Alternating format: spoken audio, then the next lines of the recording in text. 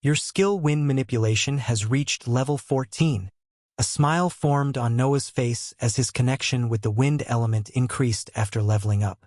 He felt incredibly close to the next stage, where he would unlock more advanced skills in the wind element.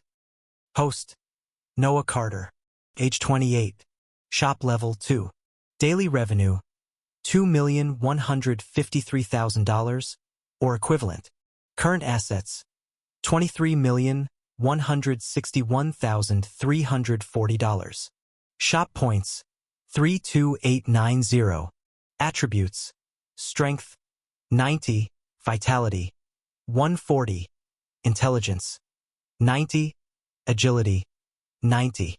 Skills: Level 14 Smiley Face Wind Manipulation Mana Control Aura.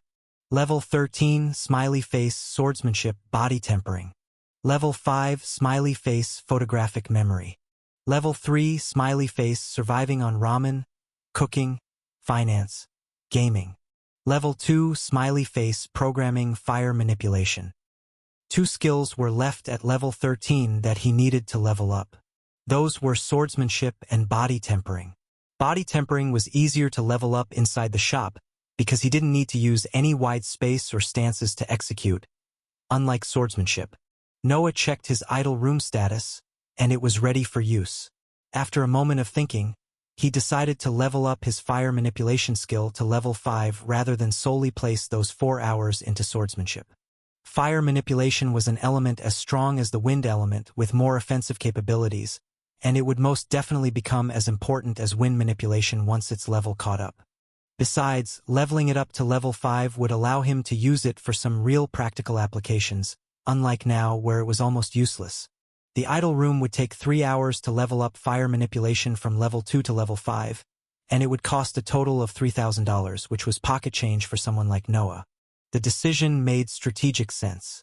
While wind manipulation had excellent utility and defensive applications, fire manipulation offered superior raw destructive power. Having both elements at respectable levels would provide him with versatility in combat situations, especially considering the dangerous expedition to the World Tree that awaited them. System: Activate idle training for fire manipulation.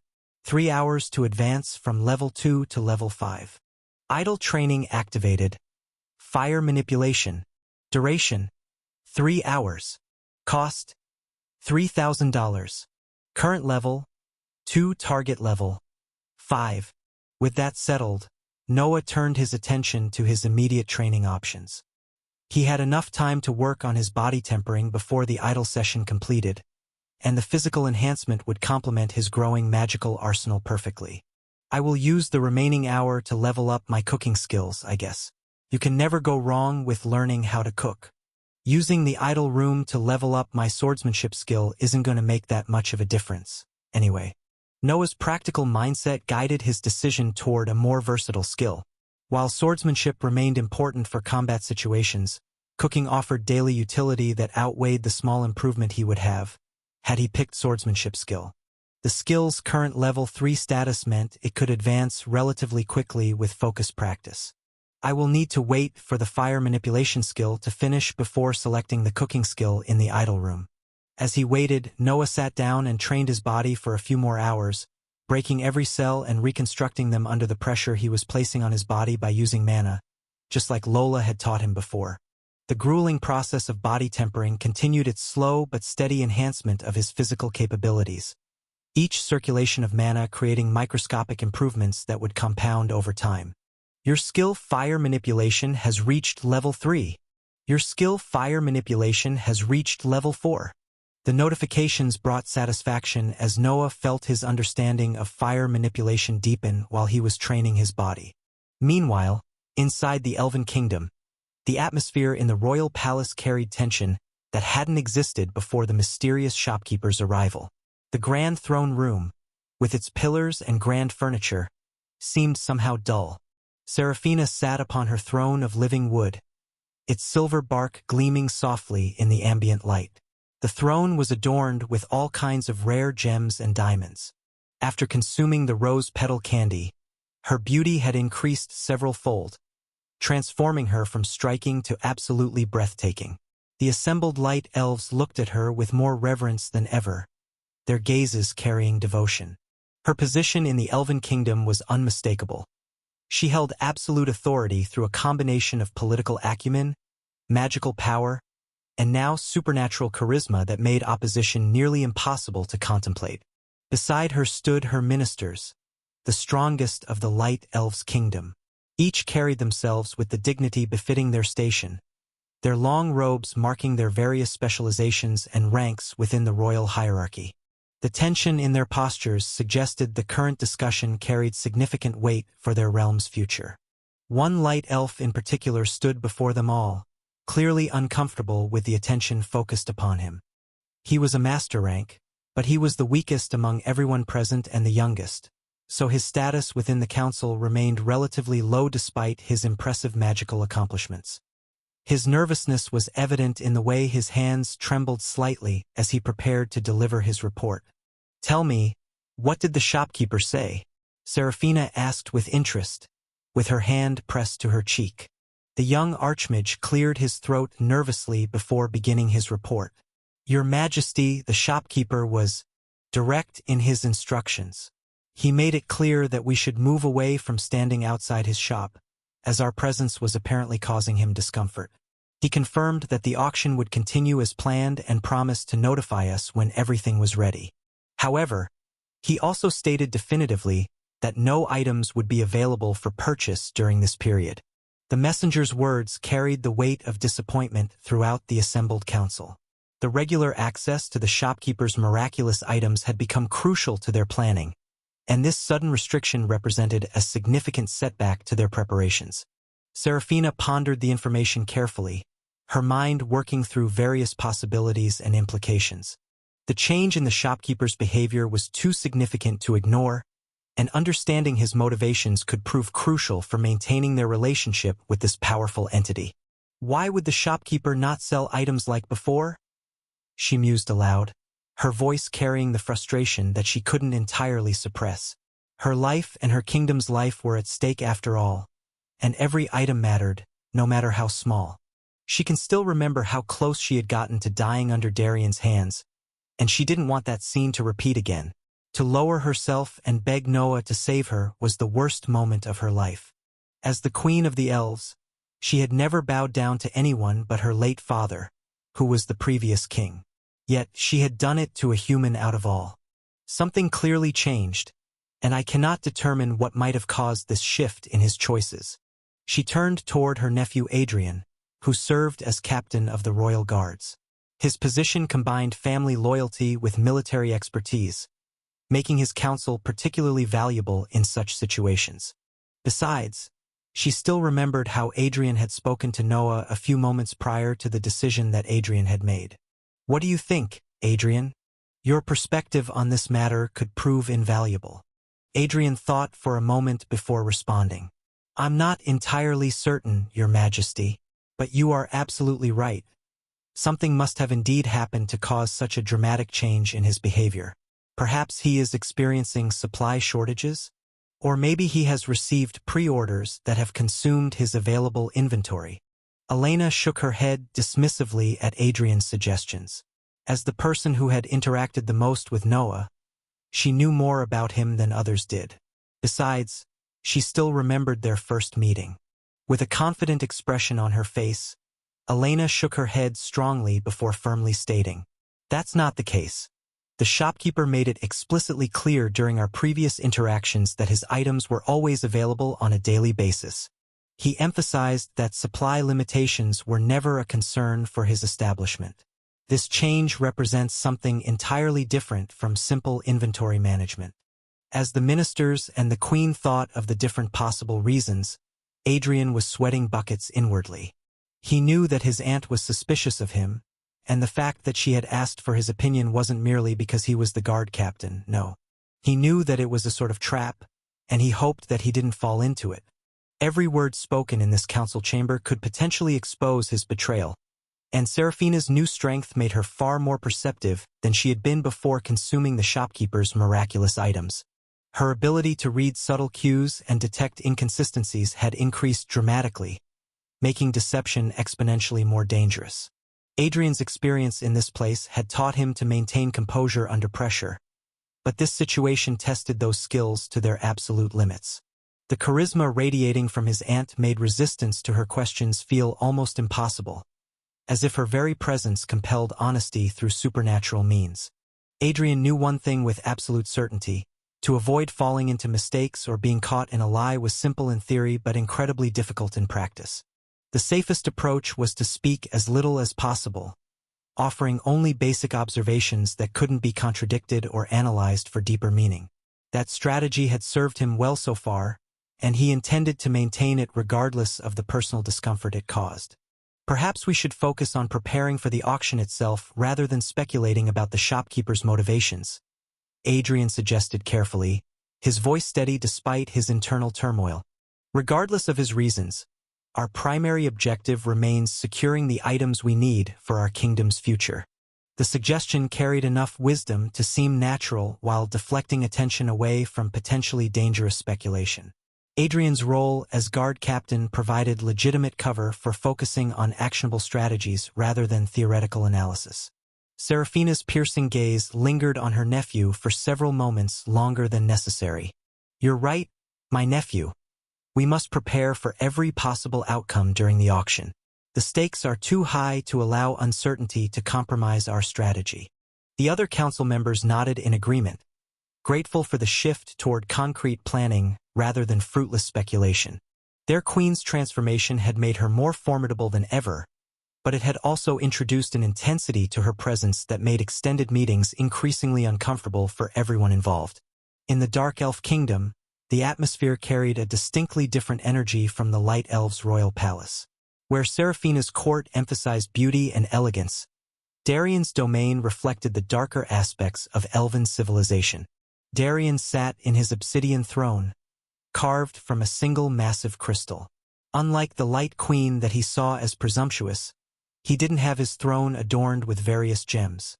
He didn't need to. The Dark King's imposing presence dominated the room where his most trusted advisors had gathered to discuss the latest intelligence from their spies within the Light Elf territory.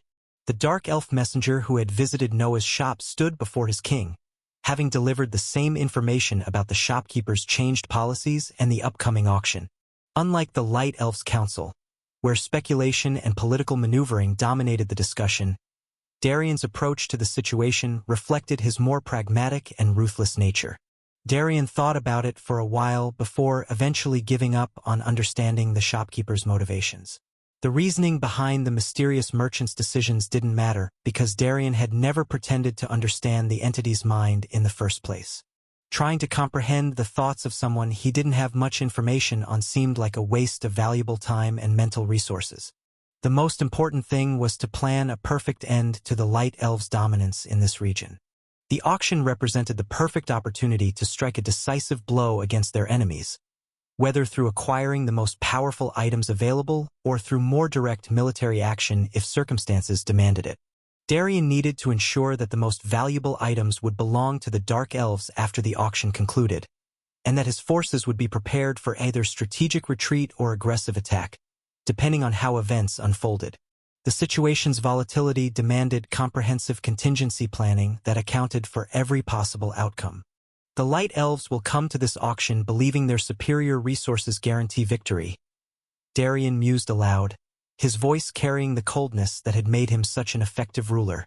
They have grown complacent. We will use that arrogance against them. His advisors leaned forward attentively, recognizing the tone that typically preceded their king's most brilliant strategic insights. Darian's ability to identify and exploit enemy weaknesses had secured numerous victories against seemingly impossible odds throughout his reign. "Prepare 3 separate tactical approaches," he commanded, his dark eyes gleaming with anticipation. "First, we outbid them through superior strategy rather than brute financial force. Second, we create circumstances that force them to withdraw from the most valuable auctions." Suddenly, a knock sounded on the door, interrupting Darian's planning session. The timing seemed almost providential, as if fate itself was providing additional tools for the Dark King's ambitious schemes. Darian motioned for one of his advisors to open the heavy obsidian door. Once the door was opened, a master-rank dark elf entered with an excited expression that immediately caught the attention of those present. The messenger's obvious enthusiasm suggested that he brought news of significant importance, potentially war-changing information that could alter their entire approach to the coming conflict. "Lord Darien," the messenger announced, barely holding in his excitement as he delivered his report. "The orcs have agreed to our deal. They would send 6 of their Grandmaster rank fighters in exchange for the promised resources and have committed to becoming our allies for future conflicts as well." A wide smile formed on Darien's face, transforming his usually stern expression into something far more dangerous. 6 Grandmaster rank fighters represented an enormous addition to their power. Each orc warrior at that level could single-handedly devastate entire battalions of lesser troops and stand toe-to-toe with the Light Elves' most elite champions. The significance of this alliance extended far beyond simple numerical advantages. Orc Grandmasters possessed a savage fighting style that complemented Dark Elves' fighting style perfectly, creating a combined force that would be nearly impossible for their enemies to counter effectively. "Good. Really good," Darien replied, his voice carrying deep satisfaction as he contemplated the implications of this development. "With those orcs supporting us, we would be able to outnumber the Light Elves in terms of elite fighters and achieve the decisive victory that has eluded us for centuries." The war room's atmosphere shifted dramatically as the assembled advisors recognized the nature of this alliance. The Light Elves have grown comfortable with their number superiority in Grandmaster-level combatants, one of Darien's generals observed with obvious relish. "They've structured their entire military doctrine around that advantage. 6 orc Grandmasters will completely shatter their strategic assumptions. Thankfully, we were finally able to rope these orcs in. They had been really stubborn in the past decades." Darien nodded approvingly at his subordinate's words. "Exactly. Seraphina believes her enhanced abilities and superior resources make victory inevitable. She cannot conceive of a scenario where we possess enough raw power to challenge her directly. She won't expect us to rope in the orcs." The Dark King's mind was already working through the possibilities that this new alliance created. The orcs' arrival would need to be timed perfectly to maximize their impact while ensuring the Light Elves couldn't adapt their strategies in response. "When will the orcs arrive?" Darien inquired, his mind already calculating optimal deployment for these allies. "They can be here within a day, my lord," the messenger replied promptly. The orc chieftain had said that once they arrange for replacements for these orcs, they will be immediately sent. "Perfect timing," Darien mused, a predatory glint entering his dark eyes. "They will arrive when the auction begins." Inside the shop, Noah opened his eyes, a faint but pleased smile on his face, as he reviewed the results of his recent training session. Host: Noah Carter, age 28, shop level 2. Daily revenue, $2,153,000 or equivalent. Current assets, $23,158,340. Shop points, 32,890. Attributes: strength, 90, vitality, 140, intelligence, 90, agility, 90. Skills: Level 14, Smiley Face, Wind Manipulation, Mana Control, Aura, Body Tempering. Level 13, Smiley Face, Swordsmanship. Level 5, Smiley Face, Photographic Memory, Fire Manipulation. Level 4, Smiley Face, Cooking. Level 3, Smiley Face, Surviving on Ramen, Finance, Gaming. Level 2, Smiley Face, Programming. His body tempering skill had leveled up from his practice, while the fire manipulation and cooking skills had advanced through the idle room training. The automated enhancement system had once again proven that it had completely deserved the $1 million investment he had paid for its installation. The efficiency was almost absurd when he really considered it. $3,000 had transformed his fire manipulation from a barely functional ability into something genuinely useful in combat situations. Level 5 fire manipulation opened up proper offensive spells, defensive, and utility applications that would prove really valuable. "This is really too strong," Noah murmured to himself, shaking his head in amazement at the system's capabilities. "I could practically become the richest, strongest person in the world without having to lift a single finger, eventually. The realization carried both excitement and a strange sense of unease. The idle room's automated training meant he could theoretically achieve unheard-of power simply by waiting long enough and paying the required fees. Years of passive advancement would eventually make him invincible by any reasonable standard. Despite knowing that he could really sit idly and become stronger over the long years, Noah didn't want to pursue that approach. He didn't like to sit around and do nothing. He preferred to be proactive and hands-on with his development. It was simply part of his fundamental personality, a core trait that had defined his entire life approach. He had always been proactive throughout his struggles, hustling between multiple jobs, constantly searching for better employment opportunities, working overtime to pay his monthly bills and cover his father's mounting hospital expenses. The habit of constant effort had become so deeply ingrained that even unlimited power couldn't change his basic nature. Besides, he said aloud, stretching his muscles as he stood up from his meditation position, relying entirely on automated training feels like cheating myself out of real growth. The idle room is an incredible tool, but combining it with active practice creates much better results. My handsome boss is always right, a melodious voice that would send tremors through the hearts of those who heard it erupted from across the room. Noah's eyes landed on the only person who was inside the room, and the only person who possessed such a beautiful voice. The sound carried a seductive clarity that seemed to resonate directly with his soul, creating warmth that spread through his entire being. "Lola? You are talking? Did I disturb you?" Noah asked with genuine concern, feeling somewhat embarrassed by his habit of thinking aloud. He had spoken out of habit without considering that she might be in the middle of delicate magical training that required absolute concentration.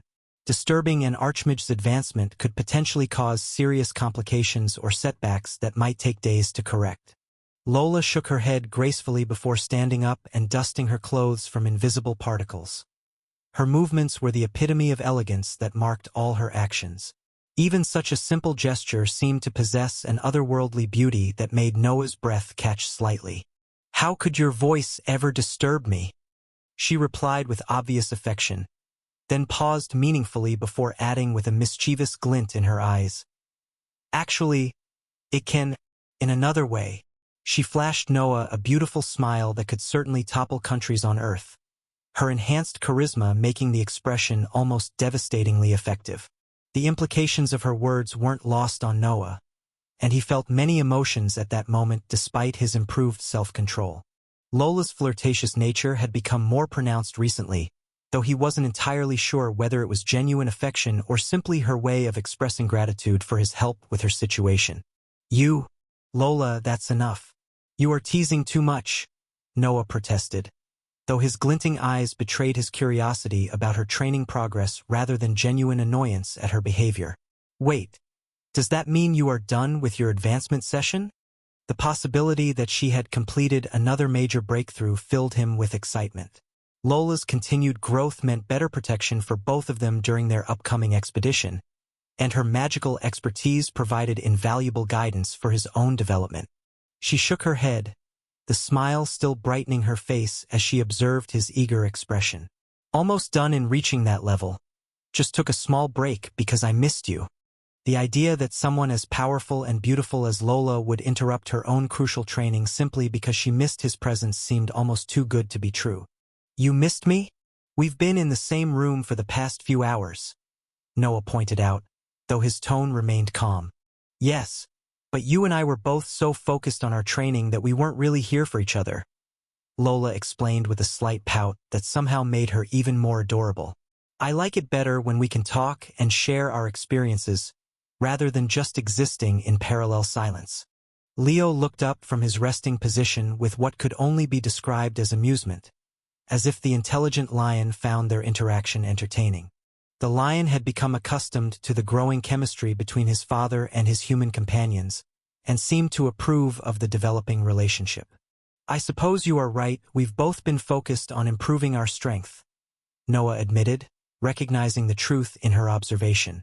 "That's part of what I find attractive about you," Lola replied, moving closer with graceful steps. "Your dedication to growth and your refusal to become complacent, even with such items at your disposal. Most people would become lazy and entitled with your advantages. The compliment hit deeper than Noah expected, touching on insecurities he hadn't fully acknowledged or come to terms with from his previous experiences. Having someone as accomplished as Lola say that to him meant more than he could easily express. "Thank you," he said quietly, meaning it more than she might realize. "That actually means a lot." Lola nodded warmly, her expression softening with understanding. "Anytime." She turned to look outside the window, her gaze taking in the barren area outside their store.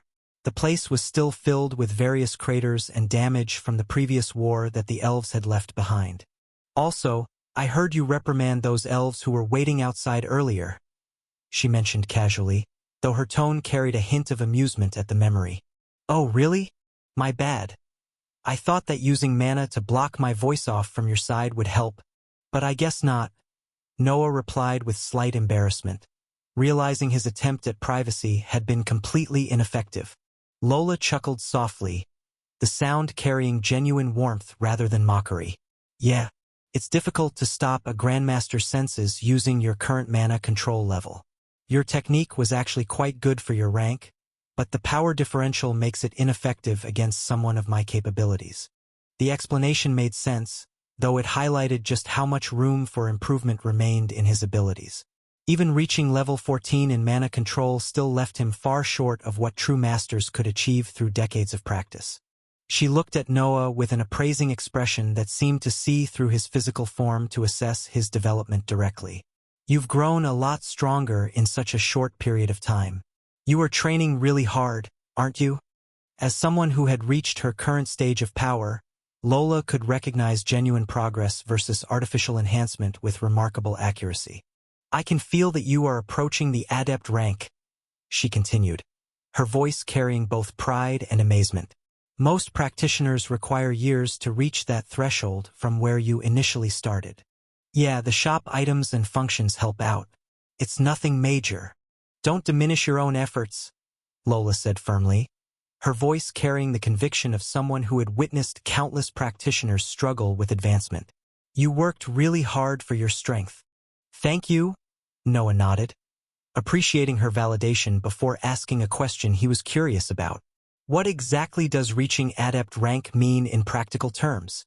The milestone seemed significant based on her previous comments, but he wanted to understand the concrete differences between his current capabilities and what awaited him at the next level. "Adept rank represents the threshold where magic becomes truly dangerous," Lola explained, settling into the role of instructor with obvious enthusiasm. "Novice and apprentice ranks can perform useful spells, but adept mages can start to deal some serious damage. For example, when you reach the adept rank and your wind manipulation is at a high level, you would be able to create wind barriers strong enough to deflect most physical attacks, or even create many wind blades simultaneously and control them independently." The implications were staggering. These capabilities were incredibly more powerful compared to his current limitations. Currently, he could only perform basic speed enhancements and generate 1 or 2 wind blades at most.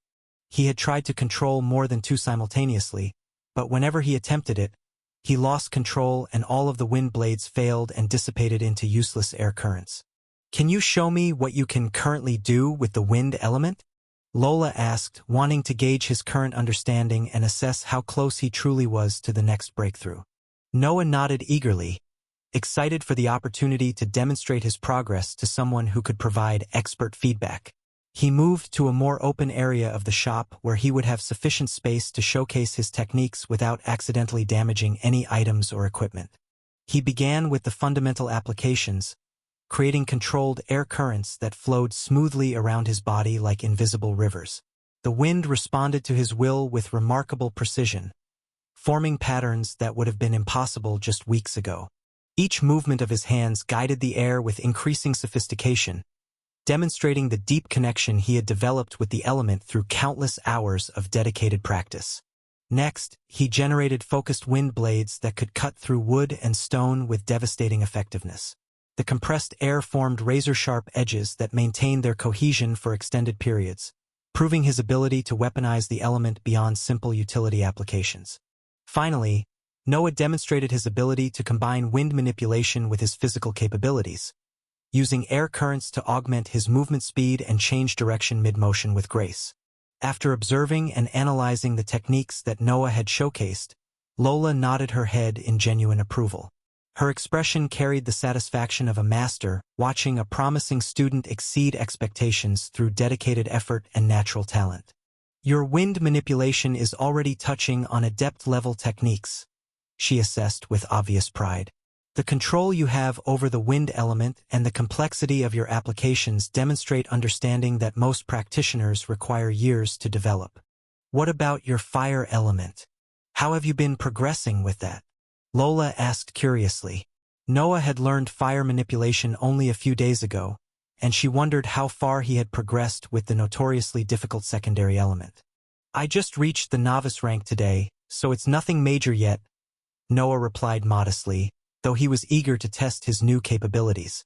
Show me, Lola encouraged, her interest clearly piqued by his rapid advancement in a second elemental discipline. Noah extended his hand and concentrated, feeling the familiar warmth building in his magical pathways. Small flames danced across his fingertips with remarkable control, forming complex patterns that responded to his mental commands. The fire felt different from wind manipulation, more aggressive, but also incredibly responsive once he established proper control. He created a sustained flame that burned without fuel, demonstrating his ability to maintain fire magic through pure mana manipulation rather than requiring external combustible materials. Your fire manipulation at the novice rank is also progressing excellently, Lola added thoughtfully, her mind already recognizing the potential for his dual elements.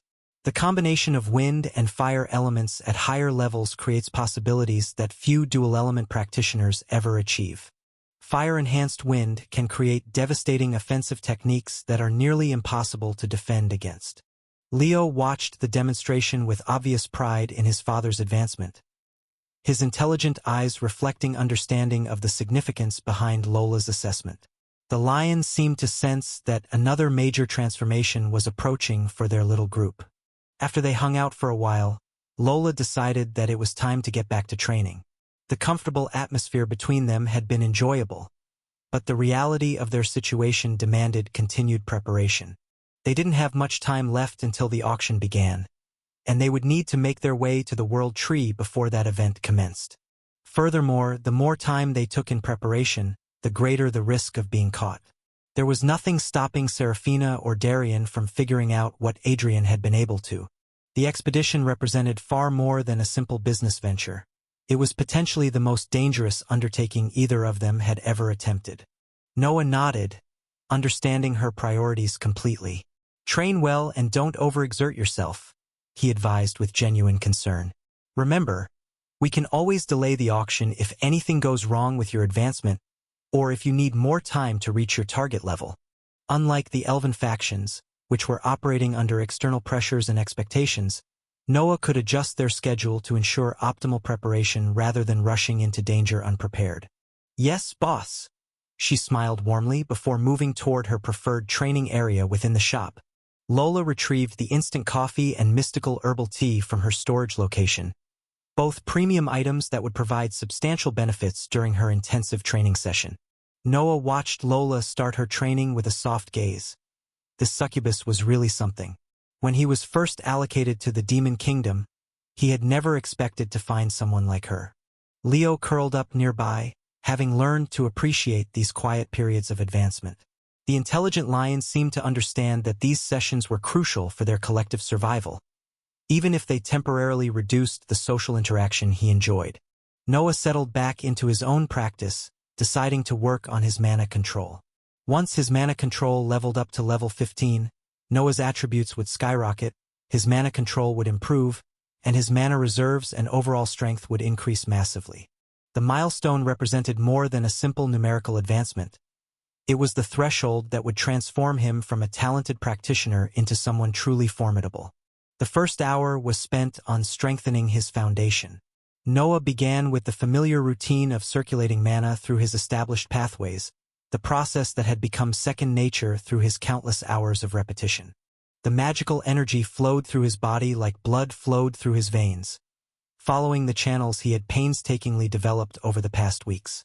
This part feels almost effortless now, he thought with satisfaction as the mana moved smoothly through his primary channels. Noah still remembered the time when he struggled with even sensing mana. He pushed the circulation faster, forcing more mana through each pathway while maintaining perfect control over the flow. The stronger circulation created a pleasant warmth throughout his body, but he could feel the limits of his current system approaching. His existing pathways could only handle so much energy before reaching saturation. The foundation is solid, but I need to expand if I want to reach the next level. More pathways mean more mana capacity, which means exponentially greater power output. The first hour passed smoothly as Noah reinforced his existing magical infrastructure, ensuring every channel was optimized for maximum efficiency. The practice felt comfortable, almost meditative, as he prepared his system for the more challenging work ahead. Noah shifted his focus from reinforcing existing channels to exploring the unmapped regions of his magical anatomy. Using his enhanced mana control, he began sending tendrils of energy into areas where he had never successfully established permanent pathways. This is where it gets interesting, he mused as he carefully probed the spaces between his established channels. I can feel potential pathways here, but they're like unopened doors. The mana wants to flow, but something is blocking it. The exploration required delicate touch and precise control. Too much force could damage his magical system, while too little wouldn't reveal the hidden possibilities within his body. Noah had to find the perfect balance between persistence and caution. He discovered several promising locations where natural mana flow seemed possible, areas where his magical anatomy showed potential for expansion. Some felt more accessible than others, suggesting varying degrees of difficulty for pathway creation. There's definitely something here, Noah realized as he encountered resistance in certain areas. It's like there are natural channels that need to be awakened, but some of these feel blocked. This is why most people struggle to advance their mana control beyond certain levels. The second hour proved more challenging than the first, requiring constant concentration as he mapped the unexplored territories of his magical potential. By the end, he had identified 3 promising locations for developing new pathways. The third hour represented Noah's first serious attempt at creating entirely new mana pathways, a process that pushed his abilities to their absolute limits. He focused on the most promising location he had discovered, a space near his core where the magical resistance felt lowest. Okay, this is completely different from anything I've done before, Noah thought as he began the delicate process of forcing mana into virgin territory. It's like trying to carve a tunnel through solid rock using nothing but weak water pressure. The resistance was strong. His magical system seemed to actively resist the intrusion, creating painful feedback that made his entire body ache. Noah gritted his teeth and persevered, knowing that a breakthrough required pushing through discomfort. The pain is incredible, but I can feel something starting to give way. It's like there's a membrane or barrier that needs to be dissolved rather than broken through. No pain, no gain. He adjusted his technique, using sustained gentle pressure rather than forceful attacks. The approach proved more effective, allowing him to gradually weaken the resistance without triggering his body's defensive responses. After an hour of intense effort, Noah managed to create the beginnings of a new pathway, just a tiny channel that could barely accommodate a trickle of mana. The achievement felt monumental despite its modest scope. This is exhausting, but it's working. I can actually feel the new channel forming. It's going to take time, but this is definitely possible. The final hour focused on slowly expanding the nascent pathway he had created, a process that required even more patience and precision than the initial breakthrough. Noah carefully guided increasing amounts of mana through the new channel, gradually widening it without causing damage. One wrong move could undo all this progress or even cause permanent damage to my magical system. Luckily, I have the beef jerky and other items that could save me in case anything went wrong. Other practitioners don't have such insurance. The work demanded absolute concentration. Every adjustment to the pathway's size or direction required careful consideration of how it would interact with his existing magical infrastructure. Noah had to ensure the new channel complemented rather than interfered with his established circulation patterns. The resistance remained significant, though it gradually decreased as the pathway became more established. Noah could feel his mana reserves being severely taxed by the constant effort required to maintain the creation process. I'm running close to my limits here. My mana is almost depleted, and the mental fatigue is becoming overwhelming. But I can feel something building, like I'm on the verge of a major breakthrough. As the 4th hour neared its end, Noah sensed a new change in his magical system. The new pathway suddenly stabilized, integrating seamlessly with his existing channels and creating a more efficient overall circulation pattern. There, I can feel it clicking into place. The new pathway isn't just an addition. It's actually improving the efficiency of my entire mana system. The transformation felt profound as his magical capacity expanded noticeably. The additional pathway didn't just provide more space for mana storage. It allowed faster cricultion that dramatically improved his overall magical efficiency. Whether it was magical power, mana purity, or Castini time, everything had improved dramatically. Your skill mana control has reached level 15. The notification appeared as Noah felt the full impact of his advancement settle into place. The level 15 threshold brought with it a cascade of improvements that went far beyond simple increases. Noah's understanding of mana control had evolved to an entirely new level. Host: Noah Carter. Age 28. Shop level 2. Daily revenue: $2,153,000 or equivalent. Current assets: $23,161,340. Shop points: 32,890. Attributes: Strength 90, Vitality 140, Intelligence 270, Agility 90. Skills: Level 15 Smiley Face Mana Control. Level 14 Smiley Face Wind Manipulation, Aura, Body Tempering. Level 13 Smiley Face Swordsmanship. Level 5 Smiley Face Photographic Memory, Fire Manipulation. Level 3 Smiley Face Surviving on Ramen, Cooking, Finance, Gaming. Level 2 Smiley Face Programming. Noah felt the complete change that he had undergone, and it was visible through his status screen that reflected it. My intelligence attribute has increased by 3 times. This is insane, Noah muttered in shock, his mind already processing the implications. The transformation was staggering. His intelligence had jumped from 90 to 270 points. A leap that he did not expect. The jump had been so high that he felt the negligible impact that intelligence attribute on his mind and cognitive functions. It was no wonder that adept rank practitioners were considered exponentially stronger than apprentice rank practitioners. The immense increase in attributes created a fundamental gap in capabilities that couldn't be bridged through skill alone. A single adept could theoretically challenge dozens of lower-ranked practitioners due to this massive enhancement in raw power and magical capacity. This increase was even more exaggerated for Noah compared to previous advancements. Unlike other adepts who often had lower baseline attributes due to their lack of access to premium enhancement items, Noah didn't face such limitations. His consumption of instant coffee, mystical herbal tea, and other shop products had already elevated his attributes far beyond normal ranges before this breakthrough occurred. The result was that his base capabilities were exponentially better than other practitioners at similar ranks. Where a typical new adept might have an intelligence attribute around the early 100 points, Noah's 270 points placed him in a category that master rank mages approached. Leo looked up with obvious interest, his enhanced senses detecting the fundamental change in his father's body. The intelligent lion seemed to recognize that something significant had occurred, though he couldn't fully comprehend the magnitude of the transformation.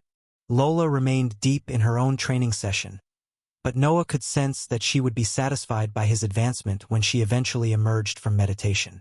The leap to adept rank represented a milestone that most practitioners required years or even decades to achieve.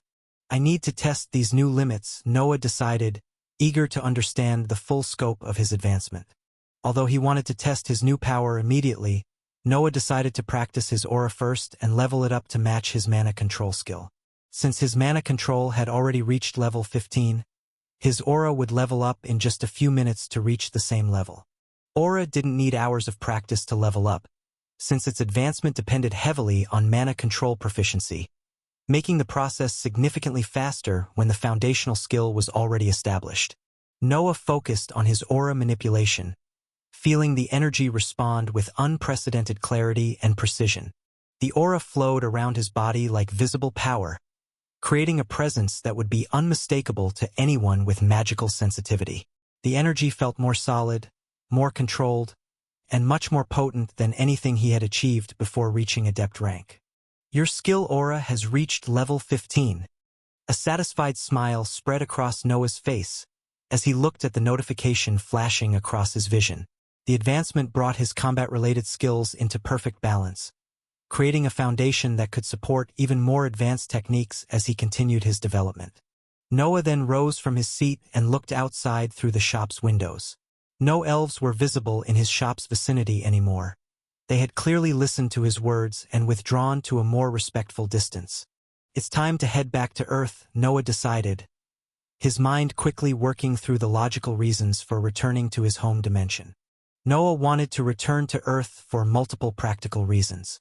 First, he had been away for many hours now, and if any tournament officials wanted to look for him and discovered he was completely gone, some complications might occur.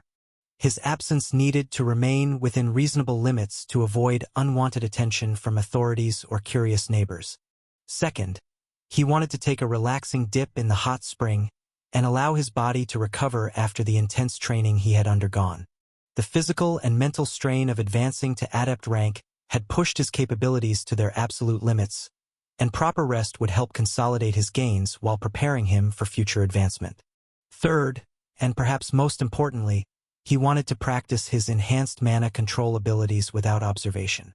He couldn't practice advanced techniques in his store, and he couldn't practice them outside in Esta without risking exposure. The elves maintained surveillance positions that provided clear views of his shop from multiple angles, and if they observed him practicing adept rank spells, it would cause immediate suspicion about his true capabilities. Noah wanted nothing to go wrong at this critical stage, especially with the auction and World Tree expedition approaching rapidly. The risks were crystal clear. Revealing his advancement too early could fundamentally alter the political dynamics he was carefully managing between the elven factions. Both sides needed to believe they understood his capabilities in order for his plans to proceed smoothly. Noah glanced at Lola, who remained deep in focused meditation as she worked toward her own breakthrough to Grandmaster rank. Her breathing was steady and controlled, suggesting she was making excellent progress toward her goal. Disturbing her training for a simple departure notification seemed counterproductive. Leo remained peacefully asleep next to Lola. Noah quietly activated the portal system and prepared to return to Earth for some well-deserved rest and private practice with his newly expanded capabilities. Back in his resort, Noah grabbed his phone to check for anything that might have happened during his absence. My father called. Ethan has also sent me a few messages, Noah muttered as he read the notifications. The notifications weren't visible from the outside, but were simply notifications. Both communications probably required his attention, though he hoped neither represented urgent problems that would complicate his already complex situation. Noah decided to call his father first before checking on what Ethan had sent. The phone rang twice before his father's voice entered his ear. Noah, I was hoping you'd call back soon. How's the tournament going? Noah smiled at his father's continued belief that he was participating in a normal martial arts competition. The simple explanation had worked perfectly to cover his extended absences without raising suspicions about his actual activities. Had Noah told his father about a tournament that only a few could get picked, with mysterious donors and only the rich as spectators, he would be skeptical. He would think it was some kind of elaborate plan for mass human trafficking, and it would worry him for no reason. It's ending tomorrow if everything goes well. I actually made it to the finals, so things have been going better than I expected. The finals? That's incredible, son. His father's pride was evident in his voice. I didn't expect anything less from you. You've always been determined when you set your mind to something. Before his father could ask more detailed questions about the tournament, Noah smoothly redirected the conversation toward more important matters. How have you been doing, Dad? Everything going okay with your treatments? Do you need any money for anything? I'm doing well, Noah. Really well, actually. His father assured him with genuine warmth. The money you left me last time was enough, so I don't need any money right now. You've already done so much for this old man. I should find a job to start working. I can't sit at home like a housewife. Noah refused to accept that answer, knowing his father's tendency to downplay his needs to avoid burdening others. Sorry, Dad. I'm sending you $10,000 right now. You never know when unexpected expenses might come up. I don't need it, Noah. It's really Finn. No, it's fine, Noah interrupted firmly, already pulling up his banking app to make the transfer. You never know when emergencies come up. Keep it with you, Father. It'll give me peace of mind knowing you have it available. The stubborn affection in his voice made it clear that arguing would be pointless. Noah's financial situation had transformed dramatically since acquiring the system, making $10,000 feel like pocket change compared to the daily revenue his shop generated. His father's quiet chuckle suggested he recognized his son's determination. You're as stubborn as your mother was. Fine, but only because I know you'll worry if I don't accept it. Exactly, Noah confirmed with satisfaction as he completed the transfer. It's already sent. Use it for whatever you need, no questions asked. Also, I know what you might be thinking. Let me save this money and give it to him when he is about to get married. Please don't think that. I have enough money. You know your father too much. I don't know if I should be upset or happy. His father exhaled lightly, the mixture of amusement and exasperation clear in his voice. Noah's ability to predict his father's thoughts came from years of watching the older man sacrifice his own needs for him, always thinking ahead to future expenses or emergencies that might affect his son. Just promise me you'll use it when you need it, not save it for some hypothetical future crisis. Noah added with gentle insistence. I'm doing well financially, better than I ever expected. Take care of yourself first. Be happy, Dad. Life's too short for anything else. Noah replied with genuine affection. I'll call you again after the tournament ends tomorrow. Try not to worry about anything. Okay? I'll try, son. Good luck in the finals. I know you'll do great. After hanging up with his father, Noah felt content. His father had worked ever since he could remember. The least he could do was allow him to enjoy his retirement and have a good life.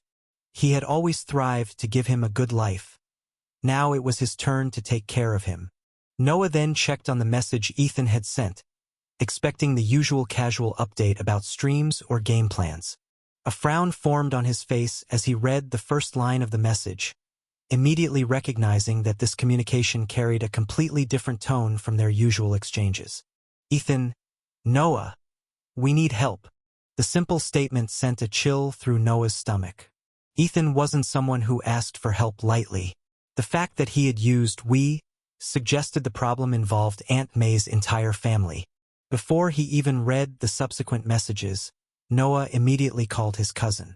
Whatever was happening, he needed to understand the full situation before making any decisions about how to respond.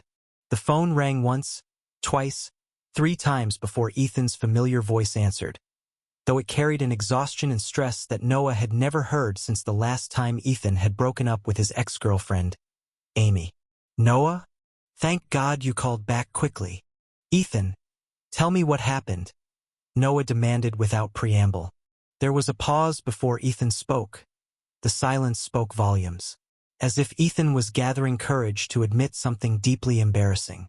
It's my dad, Ethan began, his voice tight with a mixture of anger, fear, and humiliation. He got involved in an insurance scam, and now we're in serious trouble. They're demanding money, and if we don't pay... A frown formed on Noah's face.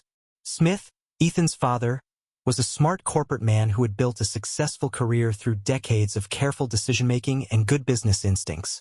He wasn't someone who easily fell for scams or made impulsive financial decisions, which meant whatever had happened must have been extraordinarily sophisticated and convincing.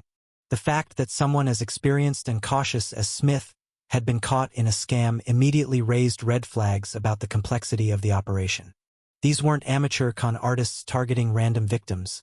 They were dealing with organized criminals who specialized in targeting successful professionals. "How much are we talking about?"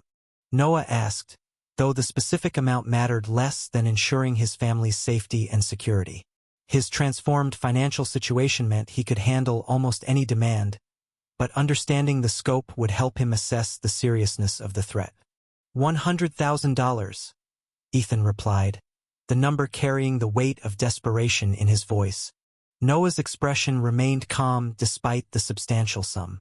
Before acquiring the system, $100,000 would have represented an impossible burden that could have destroyed their family's financial stability. Now, with daily revenues exceeding $2 million, the amount was manageable even if it remained significant in the grand scheme of things. "Tell me exactly what happened," Noah said, settling into focused listening mode. "Start from the beginning and don't leave anything out. I need to understand how they got to him." Ethan took a shaky breath before beginning his explanation. It started about 3 weeks ago with what seemed like a completely normal car accident. Dad was driving home from work during rush hour when he rear-ended someone while he was driving on the divided highway. The setup already sounded professionally orchestrated to Noah's mind. Rear-end collisions were among the most common types of insurance fraud because they were easy to stage and difficult to prove as intentional. "But here's where it gets complicated," Ethan continued, his voice growing more strained. The scammers had taken advantage of the high-speed highway conditions to ensure that Dad didn't have enough time to brake safely. Despite having left what he thought was a safe following distance, this car suddenly merged into his lane at the last second and then immediately brake-checked him. Noah's frown deepened as he recognized the sophisticated nature of the operation. Brake-checking on highways was an extremely dangerous but effective fraud technique. The perpetrators would deliberately cause rear-end collisions by cutting off victims and then slamming on their brakes, leaving the following driver with no time to react safely. The merge was so sudden and aggressive that Dad had maybe a second to respond. Ethan explained, his anger evident in his voice. Anyone would have hit them under those circumstances. It was like they calculated the exact timing to make avoiding the collision impossible. The precision required for such an operation suggested extensive planning and experience. The criminals would have studied traffic patterns, identified optimal locations for the scam, and practiced the maneuver until they could execute it flawlessly while minimizing their own risk of serious injury. The person who came out was a middle-aged woman who apologized repeatedly for the accident. Ethan continued. She kept saying things like, "I'm so sorry, I didn't see you there," and "I should have checked my blind spot better." Dad said she seemed genuinely distressed about causing the collision. The apologetic behavior was a calculated psychological manipulation designed to prevent Smith from questioning the circumstances of the accident. By immediately accepting blame and appearing remorseful, the woman had encouraged Smith to view her as a fellow victim of an unfortunate mistake, rather than a criminal orchestrating a deliberate collision. "Unfortunately, my father believed her words completely," Ethan said with obvious frustration. She was so convincing in her remorse that Dad actually felt bad for her. They exchanged insurance information, took photos of the damage, and filed the claim. Dad even offered to help her deal with her insurance company if there were any complications. Noah could understand how Smith had been deceived. The woman's performance had been designed by professionals who understood human psychology and knew exactly how to exploit natural empathy and trust. Most honest people would react exactly as Smith had in similar circumstances. "Everything seemed straightforward for the first week," Ethan explained. "The insurance companies were processing the claim normally, and the damage estimates came back reasonable. Dad's car needed about $3,000 in repairs, and hers was similar. Nothing suggested anything was wrong.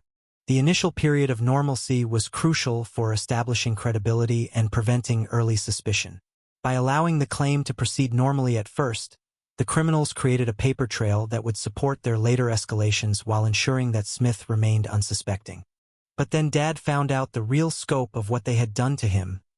Ethan's voice turned bitter. Multiple witnesses had come forward to provide statements about the accident, and every single one of them went against him. According to their testimonies, Dad was the one completely at fault for the collision. They had planted witnesses at the scene? Exactly, at least 4 different people provided detailed statements saying that Dad was driving aggressively, following too closely, and that he rear-ended this poor, innocent woman who was driving safely.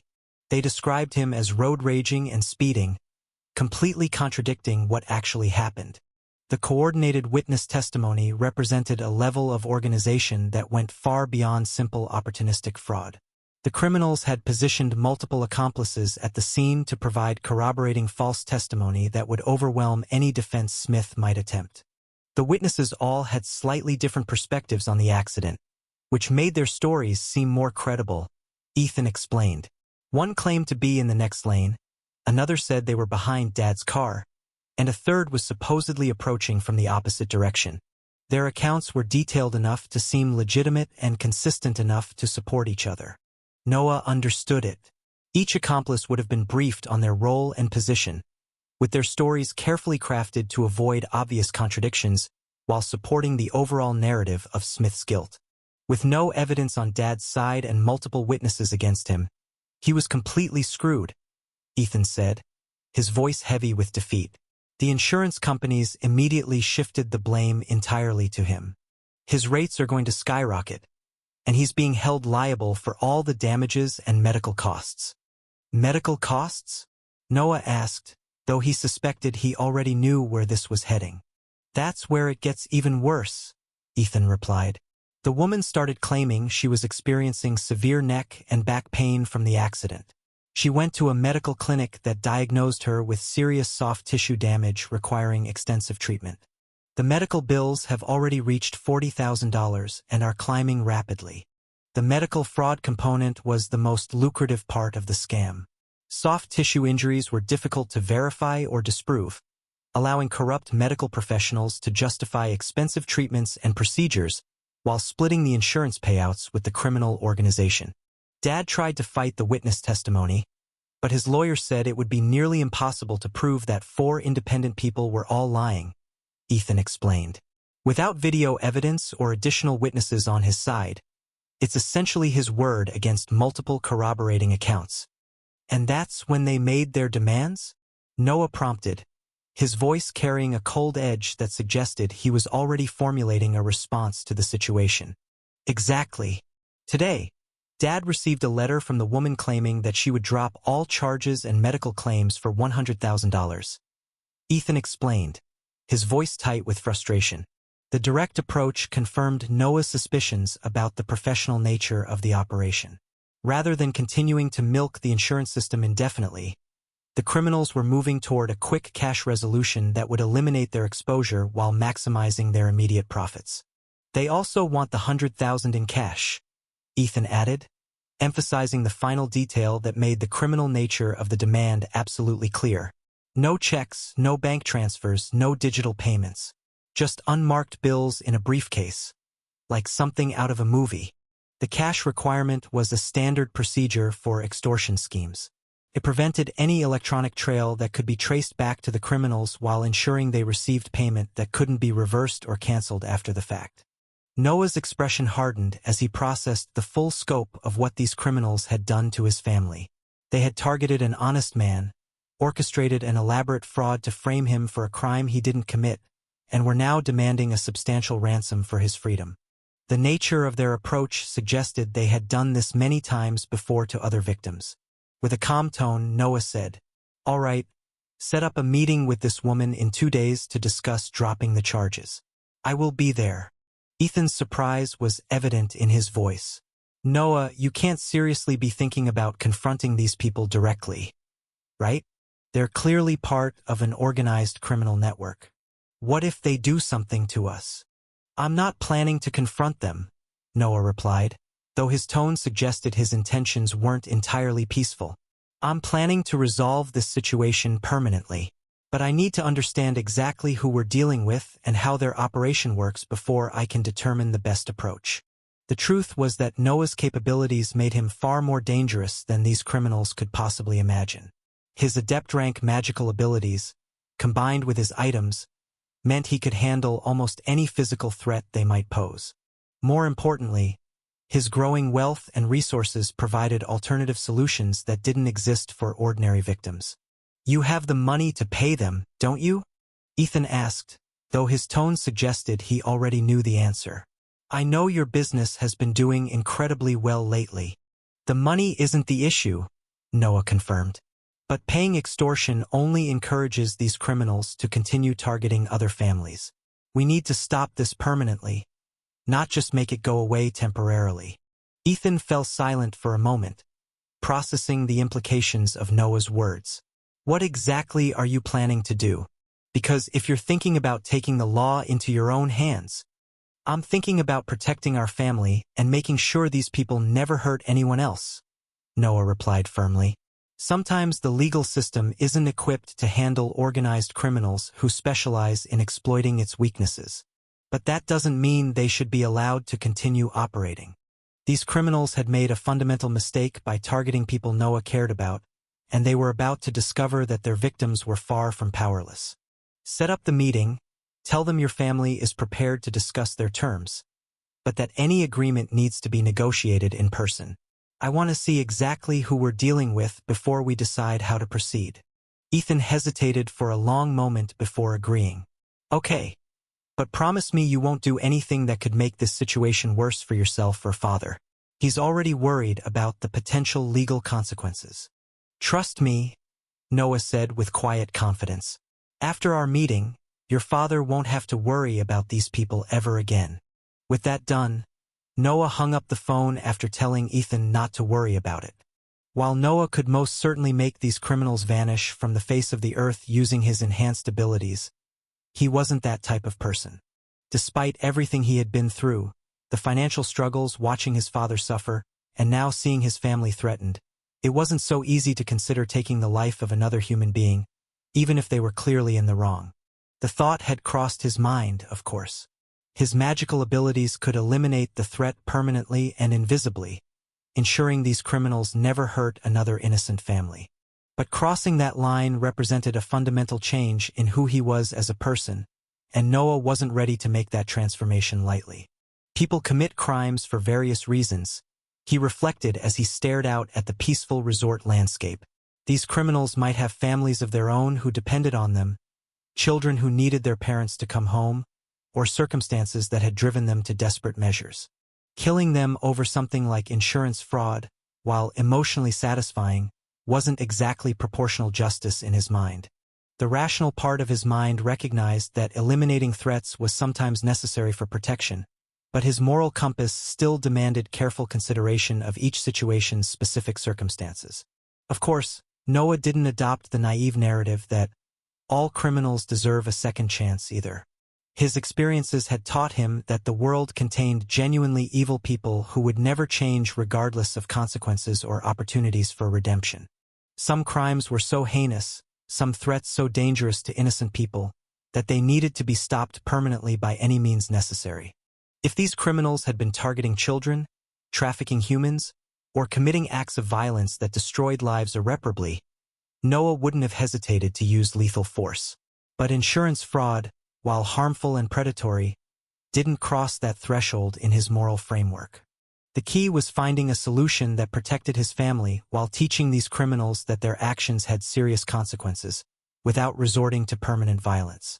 Noah's resources and abilities provided options that ordinary victims didn't possess, and he intended to use those advantages strategically. "I need to approach this intelligently," Noah thought as he began planning his response. "Scare them enough that they never dare to do that again, recover Uncle Smith's money, and ensure that the consequences are strong enough to deter them." Noah then considered multiple approaches simultaneously, weighing the potential outcomes and risks of each strategy. The criminals had made their fundamental mistake by assuming their victim was powerless. They were about to discover that Noah Carter was anything but helpless, and that threatening his family would result in consequences they had never imagined possible. After dealing with the family crisis, Noah stood up and decided to go to the natural spring to relax. A peaceful soak in the therapeutic waters would help him organize his thoughts more effectively. Noah made his way through the resort grounds toward the natural spring area. The contestants were still training around the facility, their dedication evident in the sounds of practice echoing from various training areas. They still hadn't left the resort, as most had decided to stay and watch the finals rather than return home immediately after their own elimination. The atmosphere remained competitive but friendly, with eliminated fighters often helping each other improve their techniques while waiting for the tournament's conclusion. The camaraderie that had developed among the participants was one of the more positive aspects of the entire experience. The notable exception was Ichigo, who was currently in the hospital being treated for his injuries from their brutal quarterfinal match. Inside the natural spring facility, Noah went through the proper preparation routine. He changed out of his clothes, washed thoroughly, and then slowly entered the mineral-rich waters that maintained their perfect temperature through natural geothermal activity. The warmth immediately began working on his muscles, providing relief mentally and physically. Noah settled into a comfortable position and closed his eyes, allowing the therapeutic properties of the spring to work their magic. 30 minutes later, he heard the sounds of someone approaching. Noah opened his eyes reluctantly to identify the newcomer. He had come here seeking solitude, but it seemed like that was no longer possible. His expression soured immediately when he recognized the approaching figure. Kenzo's airy smile was still plastered on his face as he entered the natural spring area, apparently unconcerned about intruding on Noah's peaceful relaxation time. Noah closed his eyes again, not wanting to look at the arrogant fighter whose presence automatically ruined any peaceful atmosphere. Every interaction with Kenzo left him feeling irritated and uncomfortable, and he had no interest in prolonging the encounter through acknowledgement or conversation. Kenzo silently entered the spring waters without any greeting or attempt at communication. For 10 long minutes, only Noah and Kenzo occupied the natural spring, the silence between them thick with mutual dislike and tension. The peaceful meditation Noah had been enjoying was completely ruined by Kenzo's mere presence. Even with his eyes closed, he could feel the other fighter's energy disrupting the tranquil atmosphere he had been cultivating. Splash! The sounds of Kenzo leaving the natural spring echoed through the facility, followed by the wet footsteps indicating his departure from the area entirely. Noah remained still until he was certain the unwelcome visitor had truly gone. It's good that he left, Noah thought with obvious relief. I was going to leave if he wasn't willing to. His presence irks me more than I can adequately express. The peaceful atmosphere slowly returned as Noah settled back into his relaxation routine, though it took several minutes to recapture the meditative state that Kenzo's arrival had completely disrupted. Some people simply possessed an energy that clashed fundamentally with his own, and Kenzo was definitely one of them. Minutes passed by, and Noah started feeling stomach aches, which made him frown deeply. The discomfort was unlike anything he had experienced since acquiring his enhanced physical capabilities through the system. His body was incredibly strong now, with vitality at 140 points that should have made him virtually immune to common illnesses or minor toxins. The fact that he was experiencing such pronounced symptoms meant something was seriously wrong. Noah's constitution didn't just get sick from normal causes, and his magical training had further strengthened his resistance to various forms of harm. His eyes drifted to the spot where Kenzo had been sitting before a cold expression appeared on his face. The timing was too convenient to be coincidental. Kenzo had arrived, spent exactly 10 minutes in the spring, and left without a word.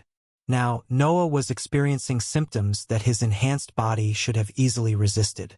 Did that bastard try to poison me? For Noah's body to show such reactions meant that whatever substance had been introduced into the water was extremely potent. Had it affected a normal person with average vitality and no magical enhancements, it might have knocked them out completely unconscious or even killed them outright. The sophistication required to create a poison capable of affecting someone with his attributes suggested either someone who had expert knowledge of toxicology or access to substances far more dangerous than anything commercially available. Either possibility made Kenzo significantly more dangerous than he had initially appeared. Noah immediately stepped out of the mineral pool, water streaming from his perfect physique as he moved with urgent purpose. Every second that the toxin remained in his system could potentially cause more damage, and he needed to counteract its effects before the situation worsened. He quickly retrieved a beef jerky from his storage, consuming the Tier 1 enhancement item that would provide his body with additional resources for fighting off the poisoning. The item's regenerative properties might help his natural healing processes overcome whatever substance was attacking his system. Following that, Noah also consumed bread to strengthen his natural recovery capabilities further. The combination of enhancement items should provide his body with everything needed to purge the toxin and repair any damage it had already caused. That bastard! Anger burned through Noah as he realized the full implications of what had just occurred. This wasn't just a tournament rivalry or competitive antagonism. Kenzo had attempted to seriously harm using a method that would have been virtually undetectable under normal circumstances. The only reason Noah had survived was his vitality and quick recognition of the symptoms. A normal person would likely be experiencing the real effects by now, and the evidence would have suggested a tragic accident at the natural spring rather than deliberate poisoning. The calculated nature of the attack made it even more disturbing. Kenzo had waited for the perfect opportunity when they were alone, introduced the poison into the shared water, and then left immediately to establish an alibi. The beef jerky and bread were already beginning to take effect, his healing processes working to neutralize the toxin and repair the damage. Noah returned to the natural spring with a grim expression, his mind already formulating a plan for dealing with the situation. He carefully collected a sample of the contaminated water in a small vial, ensuring he had physical evidence of Kenzo's attempted poisoning should it become necessary later. The sample would serve multiple purposes: proof of the crime, potential analysis to understand exactly what toxin had been used, and insurance against any future attempts to cover up what had occurred. Noah's approach reflected his understanding that evidence was crucial for any serious response. Although he had collected the poison, based on the way that Kenzo operated and the way he placed it and simply left meant that the poison would most likely not leave any evidence after a certain period of time. He didn't bother informing the people in charge of the tournament about this event. The thought had crossed his mind briefly, but he quickly dismissed it as inadequate for the severity of what had transpired. The tournament officials operated within normal human frameworks and limitations that simply couldn't address the true scope of Kenzo's actions. The best they would do was simply remove Kenzo from the competition if things went well, and possibly call the police to investigate the poisoning attempt. While that might satisfy legal requirements and tournament regulations, Noah wasn't satisfied with such a limited response. Kenzo hadn't just tried to end Ichigo's career through brutal tournament violence. That could have been dismissed as competitive excess within the bounds of sanctioned fighting. But he had also tried to seriously harm Noah outside the tournament setting, using methods that could have killed an ordinary person without leaving obvious evidence of foul play. The poisoning attempt represented an escalation beyond any reasonable competition boundaries. It was the action of someone who viewed human life as disposable whenever it interfered with his objectives, and who possessed both the knowledge and willingness to commit such a heinous act for personal gain. A dangerous glint formed in Noah's eyes as he contemplated the implications of tomorrow's final match. Only God can save you from me tomorrow, Kenzo. The finals were scheduled for tomorrow, and Noah no longer felt bound by his master Tanaka's previous words about showing restraint and mercy in competition. Tanaka was a good man who believed in the noble aspects of martial arts, but he didn't know the true evil that Kenzo represented beneath his exterior. Tanaka's advice had been based on the assumption that they were dealing with normal competitive rivalry between fighters, even if one of the fighters wasn't an honorable one. He couldn't have anticipated that one of the competitors was actually a sociopath who viewed the tournament as an opportunity to eliminate threats through any means necessary. Noah wasn't going to show mercy to someone who had attempted to hurt him with poison. The tournament ring would provide the perfect legal framework for delivering justice that the normal system couldn't adequately address. Within the bounds of sanctioned combat, Noah could ensure that Kenzo faced consequences. Noah's recent advancement to adept rank had transformed him into something far beyond what any normal martial artist could handle. Not like he needed to use his adept rank strength anyway. A portion of his apprentice rank strength would have been more than sufficient to deal with Kenzo. Kenzo had made the fatal mistake of attempting to poison someone who possessed power beyond his comprehension, and tomorrow he would discover exactly how dangerous that error had been. After leaving the natural spring, Noah didn't return to his room.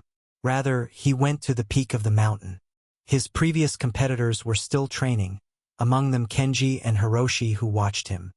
Hiroshi wasn't in the condition to train, having been defeated by me.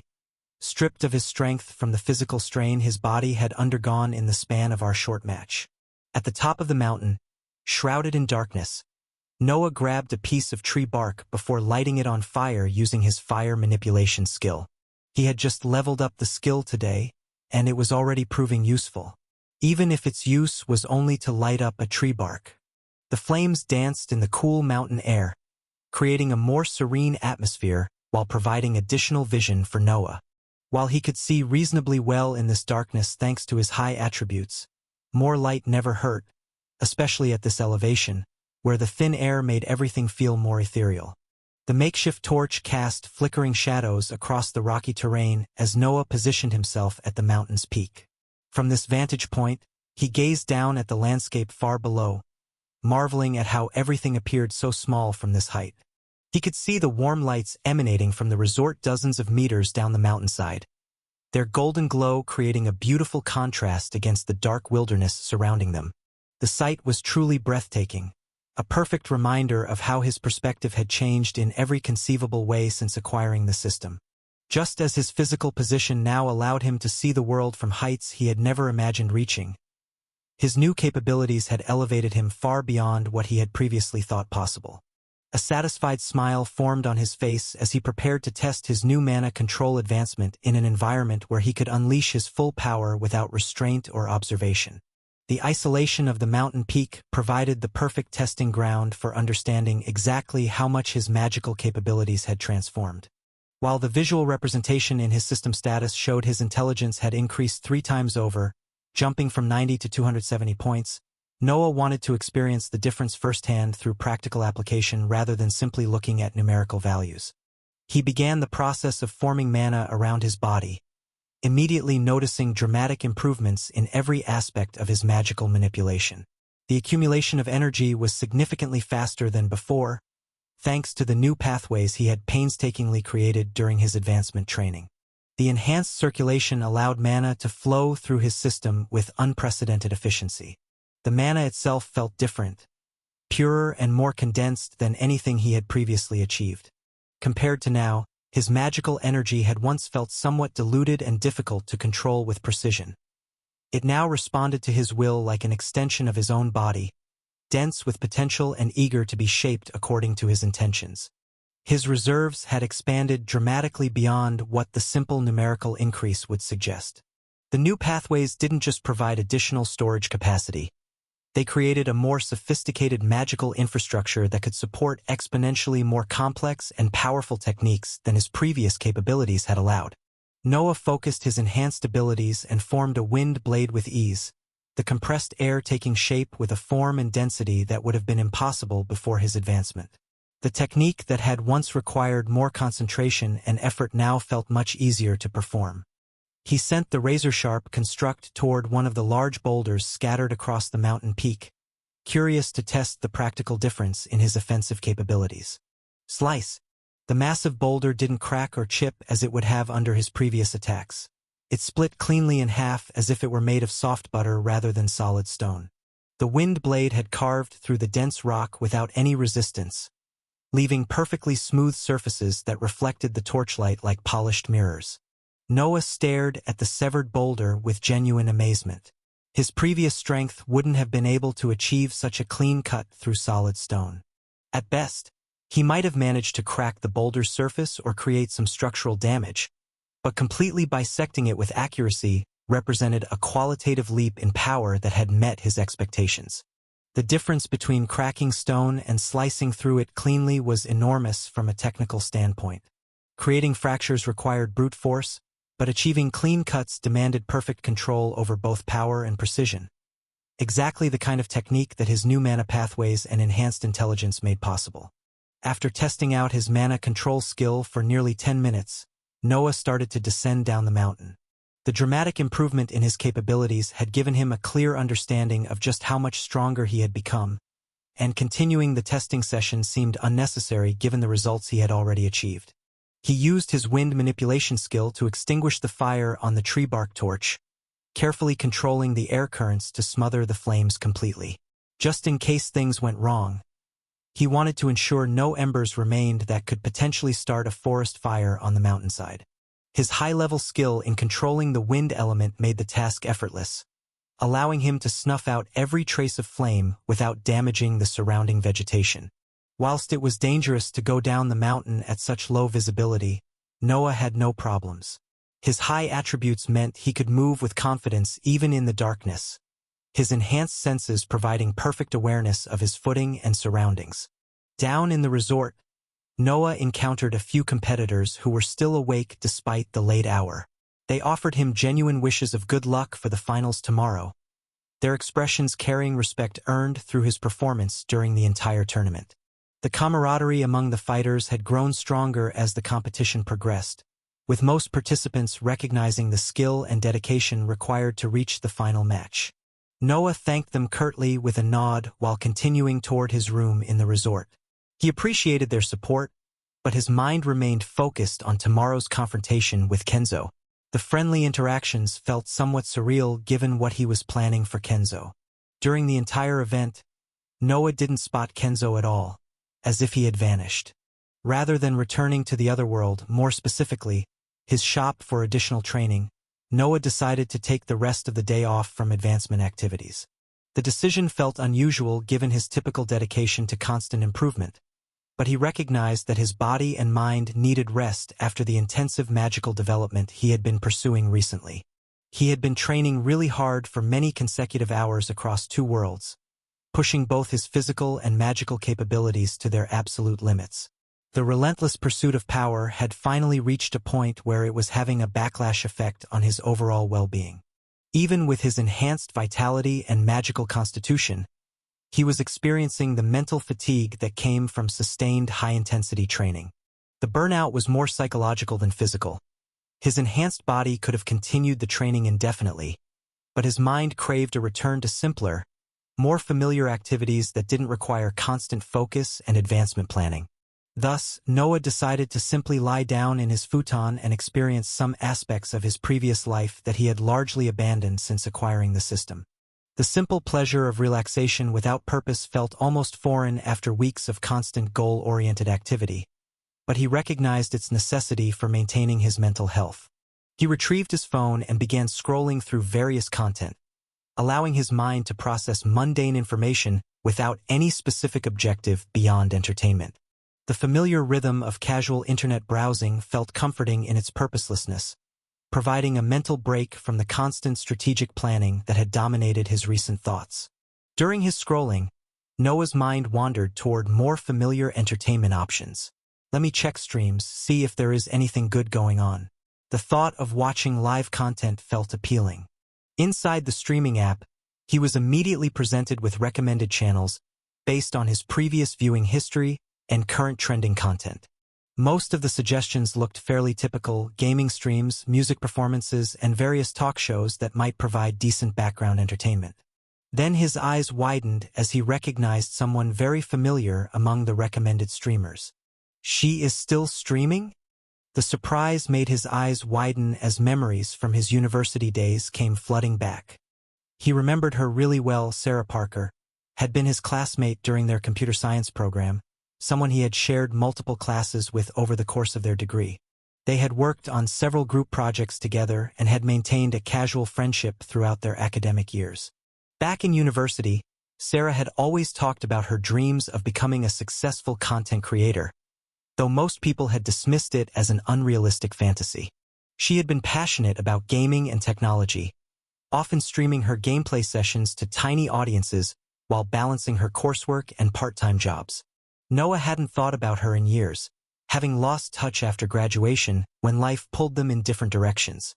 He had been too focused on his own financial struggles and his father's medical bills to maintain most of his university friendships, and social media connections had gradually faded into distant memories. Seeing her name and profile picture among the recommended streams brought back a rush of nostalgia mixed with curiosity. Curious, Noah pressed on Sarah Parker's stream, memories of their shared university experiences, making him genuinely interested in seeing how her content creation dreams had developed over the years since graduation. Inside the stream, the viewer count wasn't impressive by any measure. Noah could see only 10 active viewers, a number that suggested Sarah was still struggling to build the substantial audience she had always dreamed of achieving during their college years. The low viewership numbers immediately brought back memories of her passionate discussions about streaming during their computer science classes, when she would excitedly share her plans for growing her channel and eventually making content creation her full-time career. Seeing the modest reality years later created a bittersweet feeling of sympathy mixed with nostalgia. Sarah was visible on screen as she played her game. Her setup was modest. Sarah didn't look as joyful as Noah remembered from their university time, though even then she hadn't been the most naturally cheerful person. There was a weariness to her expression that suggested the years of pursuing her streaming dreams, while likely working other jobs to support herself, had taken their toll on her overall enthusiasm. Still, Noah noticed that she seemed to smile genuinely whenever someone typed something in the chat. Even with only 10 viewers, she responded to each comment with apparent gratitude and warmth, treating every interaction as valuable rather than dismissing the small audience size as insufficient. The dedication she showed to engaging with her modest viewership demonstrated the same persistence she had displayed during their university group projects, where she had always been willing to put in extra effort even when others might have settled for mediocre results. Watching her maintain professional enthusiasm despite the obvious challenges of building an audience created a complex mixture of emotions for Noah. His own financial transformation through the system had been so dramatic and rapid that seeing someone still struggling with dreams they had shared years ago felt both humbling and motivating. She's still fighting for it, Noah realized with genuine respect. After all these years, she's still pursuing what she believed in back in college. Davi79, you look absolutely gorgeous playing. Sarah paused her gameplay for a moment to read the chat message, a slight blush coloring her cheeks as she processed the compliment. Her response carried the mix of appreciation and uncertainty that came from receiving positive attention from her small but dedicated audience. Thank you, Davi? Sorry, I'm not sure how your name is spelled. Thank you for joining my stream. She apologized with genuine concern, her focus shifting briefly from the game to address the viewer directly. The careful attention she paid to pronouncing usernames correctly demonstrated her commitment to making each viewer feel acknowledged and valued. Davi79, no, you said it right. Don't worry. Davi79 tipped $1. Sarah's eyes widened with genuine excitement as the notification appeared on her screen, her expression transforming from the focus she had maintained during gameplay to something much brighter. Oh my God! Thank you so much for the tip, Davi! She exclaimed with obvious joy.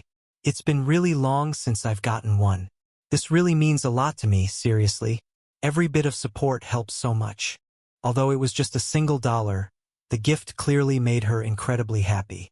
Her reaction wasn't performative or exaggerated for content. It was the genuine gratitude of someone for whom even small gestures of financial support represented meaningful encouragement in her struggle to build a sustainable streaming career. Davi79 tipped $5. The second notification caused Sarah to actually gasp with surprise, her hands coming up to cover her mouth as she processed the additional generosity. Her excitement was visible as she turned toward the camera with an expression of disbelief mixed with overwhelming gratitude. Davi, oh my God, you didn't have to do that, she said, her voice carrying genuine emotion. $5 on top of the first tip. You're absolutely amazing. Thank you so much. This is going to help with my streaming setup fund. I can't even tell you how much this means to me right now. Her reaction revealed just how much those small amounts meant to her. Davi79 tipped $10. Sarah's eyes went wide as the notification popped up, her genuine shock evident as she processed the escalating generosity. Davi, what are you doing? She laughed, a mixture of disbelief and gratitude in her voice. $10 now? You're being way too generous, but thank you so much. I really appreciate it. The chat immediately erupted with responses from her regular viewers. Regular viewer 22, holy. A whale just entered the chat. Gamerboy_Mike.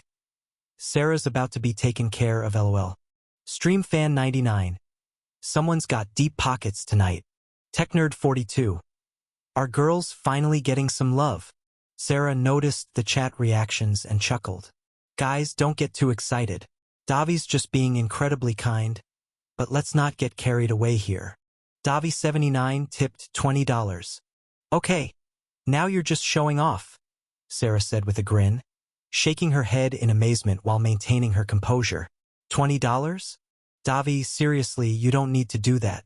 I'm grateful for the first dollar just as much as this one. But thank you, truly. The chat went wild. Regular viewer 22. Whale alert. Gamerboy_Mike. Sarah hit the jackpot tonight. Stream fan 99. Davi's making it rain. Technerd 42. This is the most tips I've seen ever on your channel, Sarah. Davi 79 tipped $50. Sarah paused her game completely, staring at the screen with genuine concern mixed with appreciation. Davi, hold on, she said firmly but kindly. I'm incredibly thankful for your support. Don't get me wrong. This is more than I usually make in a week of streaming. But I want to make sure you're not doing this impulsively or spending money you need for other things. I appreciate you believing in my content, but please don't feel like you have to keep escalating. Your support means the world to me, but I want you to be responsible with your money too. Her response showed both gratitude and genuine concern for the person behind the donations, refusing to simply accept money without considering the giver's well-being. Davi79, the young man, lounged comfortably in his expensive apartment, a girl draped across his arm as he casually dropped money on the struggling streamer. His setup was impressive: multiple monitors, high-end gaming equipment, and wealth that came from family money rather than personal achievement. Is she going to be your new toy? The girl beside him asked with a mischievous giggle, watching as Sarah's grateful reactions played out on screen. Perhaps you are going to invite her to join us? David laughed at her comment, his fingers still hovering over the phone keyboard as he considered his next move in what he clearly viewed as an elaborate game rather than actually donating to a streamer for support. Indeed, you know me so well, don't you, Clara? He replied with the arrogance of someone accustomed to getting what he wanted through money. I'm not Clara, I'm Carla, the girl protested mockingly, though her tone suggested this kind of dismissive treatment was familiar. Still, she didn't seem to care. Ha ha ha. Same thing, David replied carelessly, already turning his attention back to the stream as he began typing his true intentions behind the donations. You see how she reacted to $50? That tells me everything I need to know about her financial situation. She's grateful but not desperate enough to compromise herself immediately, which actually makes this more interesting. Carla rolled her eyes but continued watching with curiosity. So what's your plan? The usual routine. Something like that, David smirked. Small streamers like her are perfect targets. They're hungry for success, grateful for any support, and usually naive about the real intentions behind large donations. I start with the money to establish myself as important, then gradually escalate the requests. He gestured at the screen where Sarah was still expressing genuine gratitude. She's already accepted me as a friend on the platform. That's the first step, establishing a private communication channel. Then I'll start with innocent requests, maybe asking for specific games or content. Once she's comfortable with that dynamic, the requests become more personal. And if she refuses? Carla asked, though her tone suggested she already knew the answer.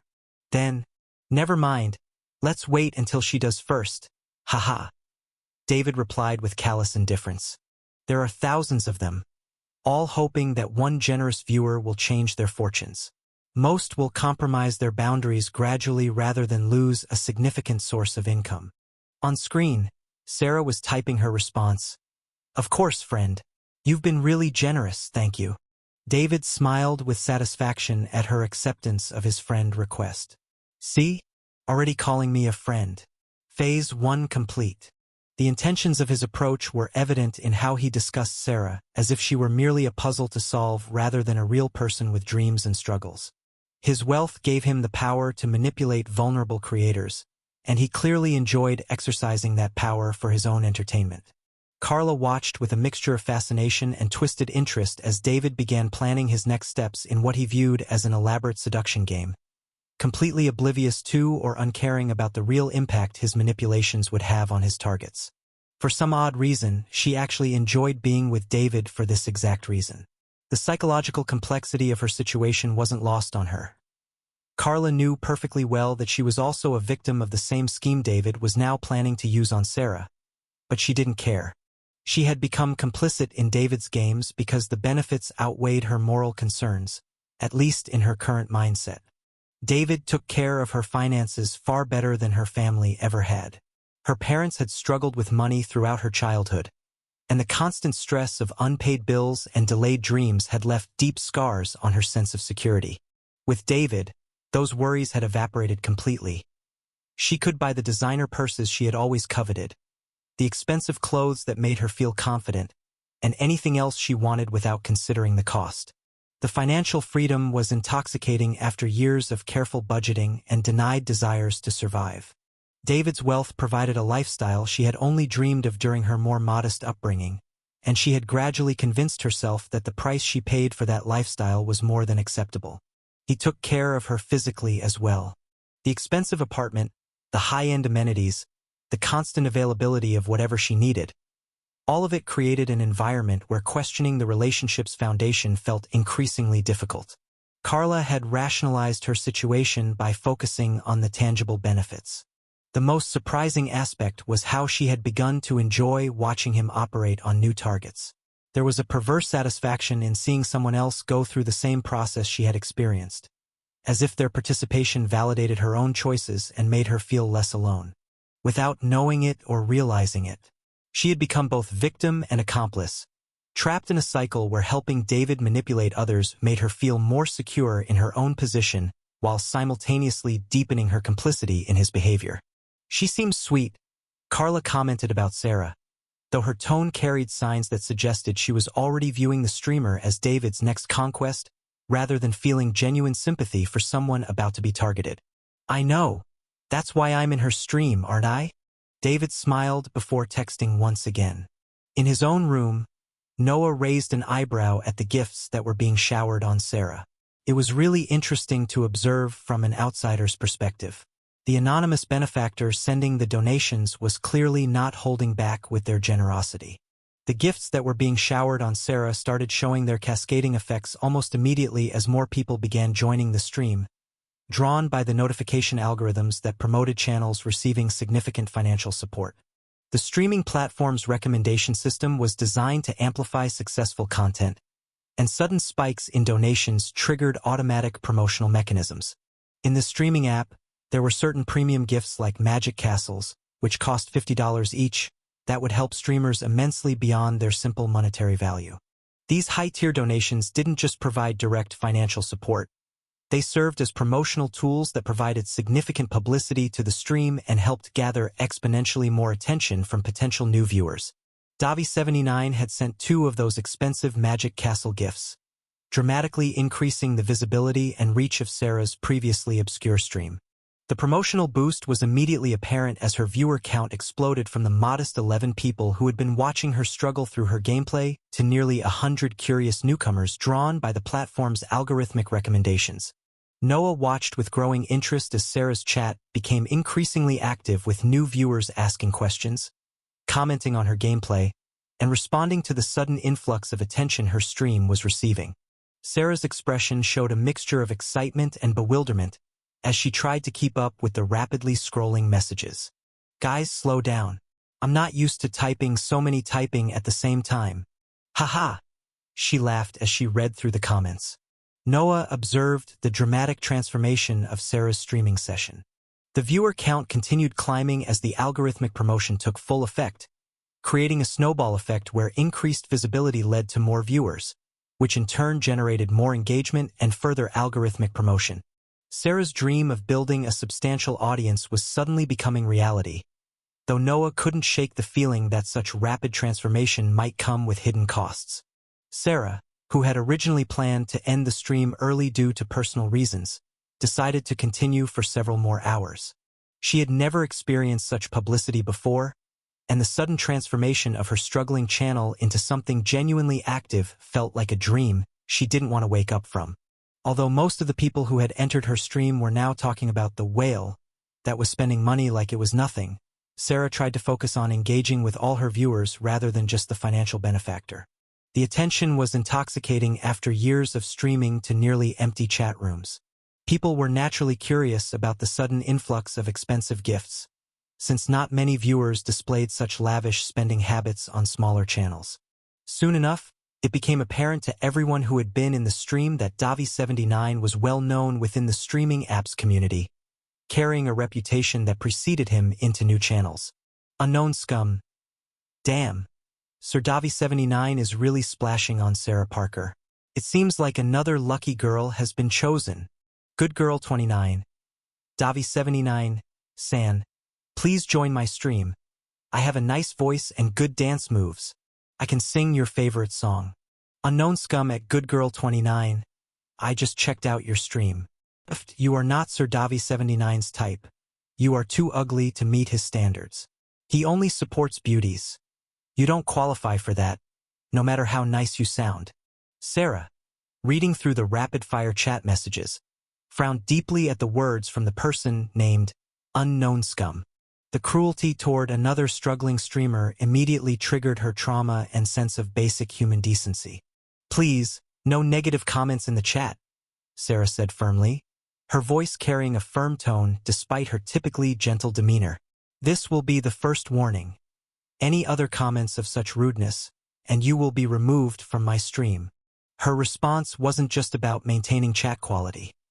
Sarah knew exactly what Good Girl 29 was going through. After all, she had also tried for many years to grow her audience, desperately visiting streamers with larger followings and politely asking viewers to check out her content. She was always met with immediate mutes or permanent bans from those channels.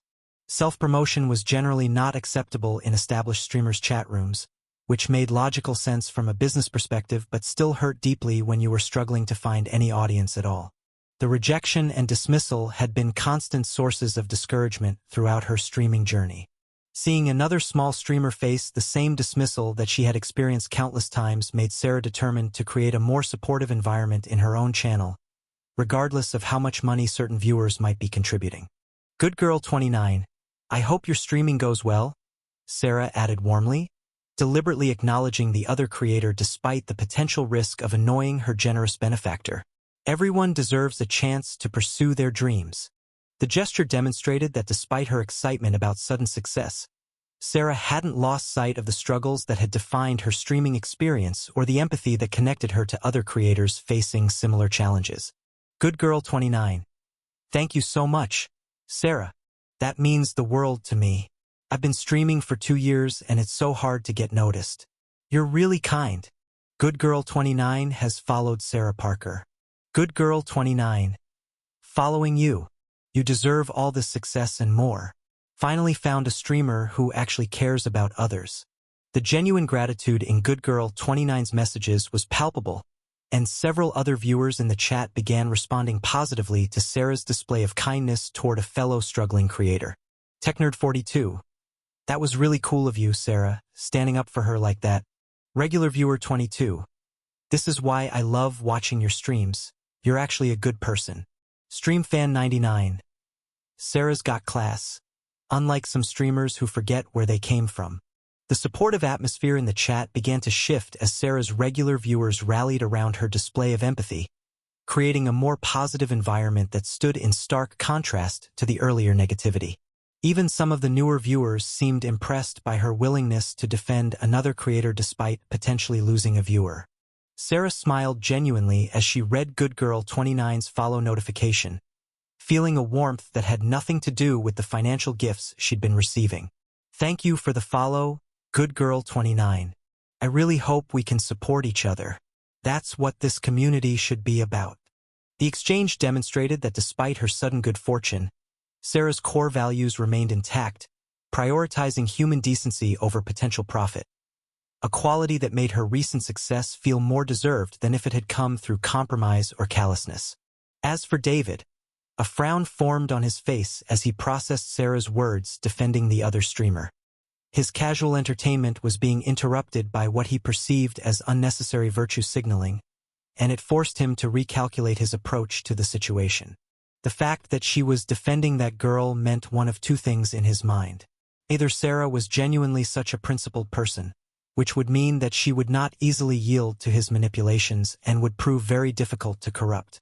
Someone with authentic moral convictions would require a much slower, more careful approach that might take perhaps weeks of gradual boundary erosion. Alternatively, she could be a two-faced woman who performed kindness for public approval while being privately willing to compromise her stated values for the right incentives. In his experience, people who made grand gestures of virtue often had hidden hypocrisies that could be exploited more easily than genuine moral consistency. Interesting, David muttered to himself as he watched Sarah's chat respond positively to her defense of the other streamer. Carla noticed his changed expression and leaned closer. Not going according to plan? Just need to adjust the strategy, David replied, his fingers drumming thoughtfully on his expensive desk. She's either going to be more challenging than I anticipated, or she's performing goodness for her audience while being privately more flexible. Either way, this tells me I need to be more patient with this one. He couldn't wait to speak to Sarah privately to find out which category Sarah fell into, curious whether her principles would hold up under sustained pressure or crumble when faced with real financial temptation over time. The challenge of potentially corrupting someone with genuine moral convictions actually made the game more interesting to him, though he was prepared to move on to easier targets if she proved too difficult to manipulate effectively. Sarah glanced at the clock and realized how much longer she had streamed than originally planned. Her posture straightened slightly as she prepared to wrap up what had unexpectedly become one of her most successful streaming sessions ever. All right, everyone. I think it's time for me to call it a night, she announced, her voice carrying a mixture of exhaustion and lingering excitement. Her eyes were bright but showed the fatigue of someone who had been performing and engaging for hours longer than anticipated. A genuine smile spread across her face as she looked at the viewer count one more time, still hardly believing the transformation her stream had undergone. Her hands gestured expressively as she spoke, fueled by the energy of connecting with so many new people. I want to thank all the new viewers who followed me tonight, Sarah said warmly, her facial expression radiating authentic gratitude. Seriously, this has been incredible. I've been streaming for years, and I've never had an experience like this. You've all been so welcoming and supportive. I would like to extend a special thanks to Davi79, who made this possible. Thank you. Her body language remained open and inviting even as she prepared to end the stream, leaning forward toward her camera to create a sense of intimacy with her audience. There was a slight tremor of emotion in her voice as she continued. The chat erupted with supportive messages from both her regular viewers and the newcomers. TechNerd42. See you soon, Sarah. Great stream tonight. Good Girl 29. Thank you again for being so kind. Can't wait for your next stream. Regular Viewer 22. This was amazing, Sarah. You deserve all the success. Stream Fan 99. Same time tomorrow? This was the best stream I've watched in months. Viewer 47. Just followed. Looking forward to more content. Sarah's eyes scanned through the messages, her expression softening with each kind comment. She tucked a strand of hair behind her ear, a nervous habit that showed despite her confidence. She was still processing the overwhelming positive response. I'll definitely be streaming again soon, she promised, her voice carrying renewed determination. Thank you all for making this night so special. Take care of yourselves, and I'll see you next time. As for Davi79, he had already quietly left the stream without fanfare. His username no longer appeared in the viewer list, having slipped away unnoticed during Sarah's closing remarks. David had accomplished exactly what he intended. He had planted the seed of dependency and expectation, and he simply needed time for it to ripen. Like a predator who understood patience, he knew that feeding it too much attention too quickly would make his target suspicious and cause his carefully laid plans to wilt before they could bear fruit. So he simply moved on to the next victim who was currently texting him, already planning his approach for someone else who was easier to manipulate, while Sarah processed tonight's unexpected windfall and began anticipating future streams with new hope and dangerous expectations. After closing her stream, The artificial brightness that Sarah had maintained for her audience immediately faded. Her eyes returned to their naturally gloomy state that nobody in her chat had ever seen. Clearly, carrying burdens far heavier than a simple struggling streaming career. The transformation was stark and immediate. Without the camera's watchful presence and the need to perform enthusiasm for her viewers, Sarah's shoulders sagged with the weight of responsibilities that extended far beyond herself.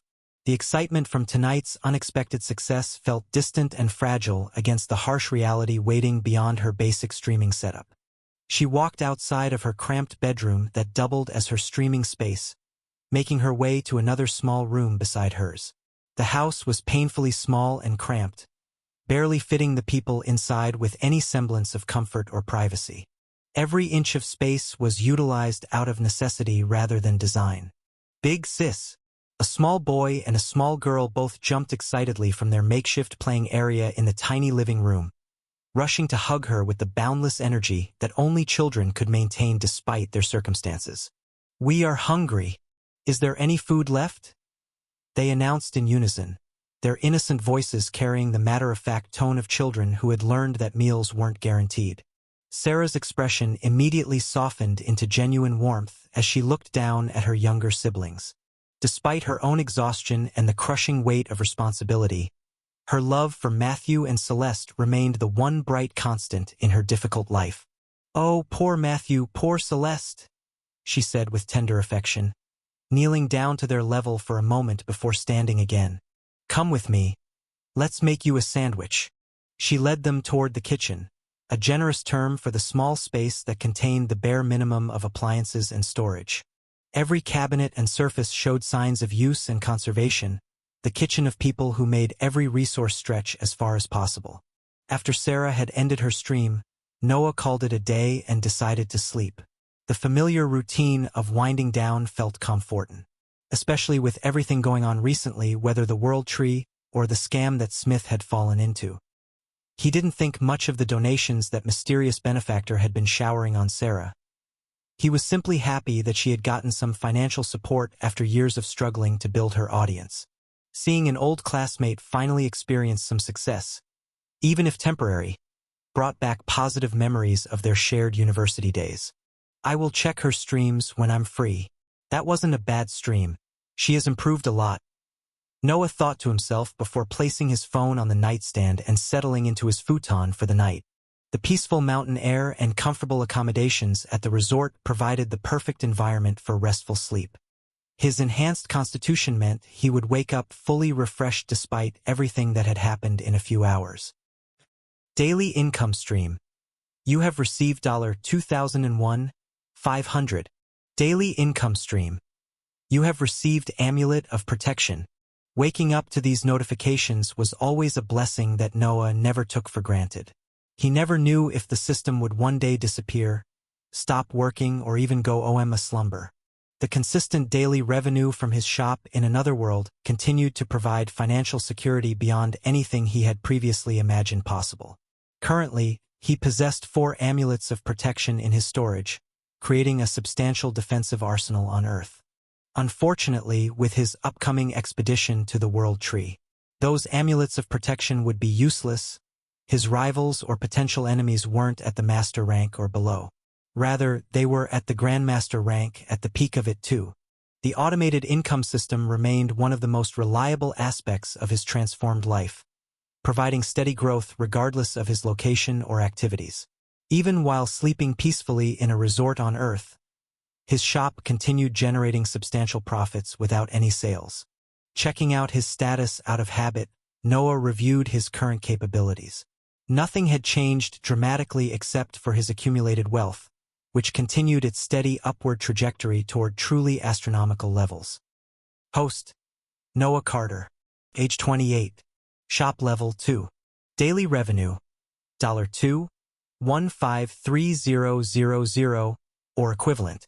Current assets: $25,162,340. Shop points: 32,890.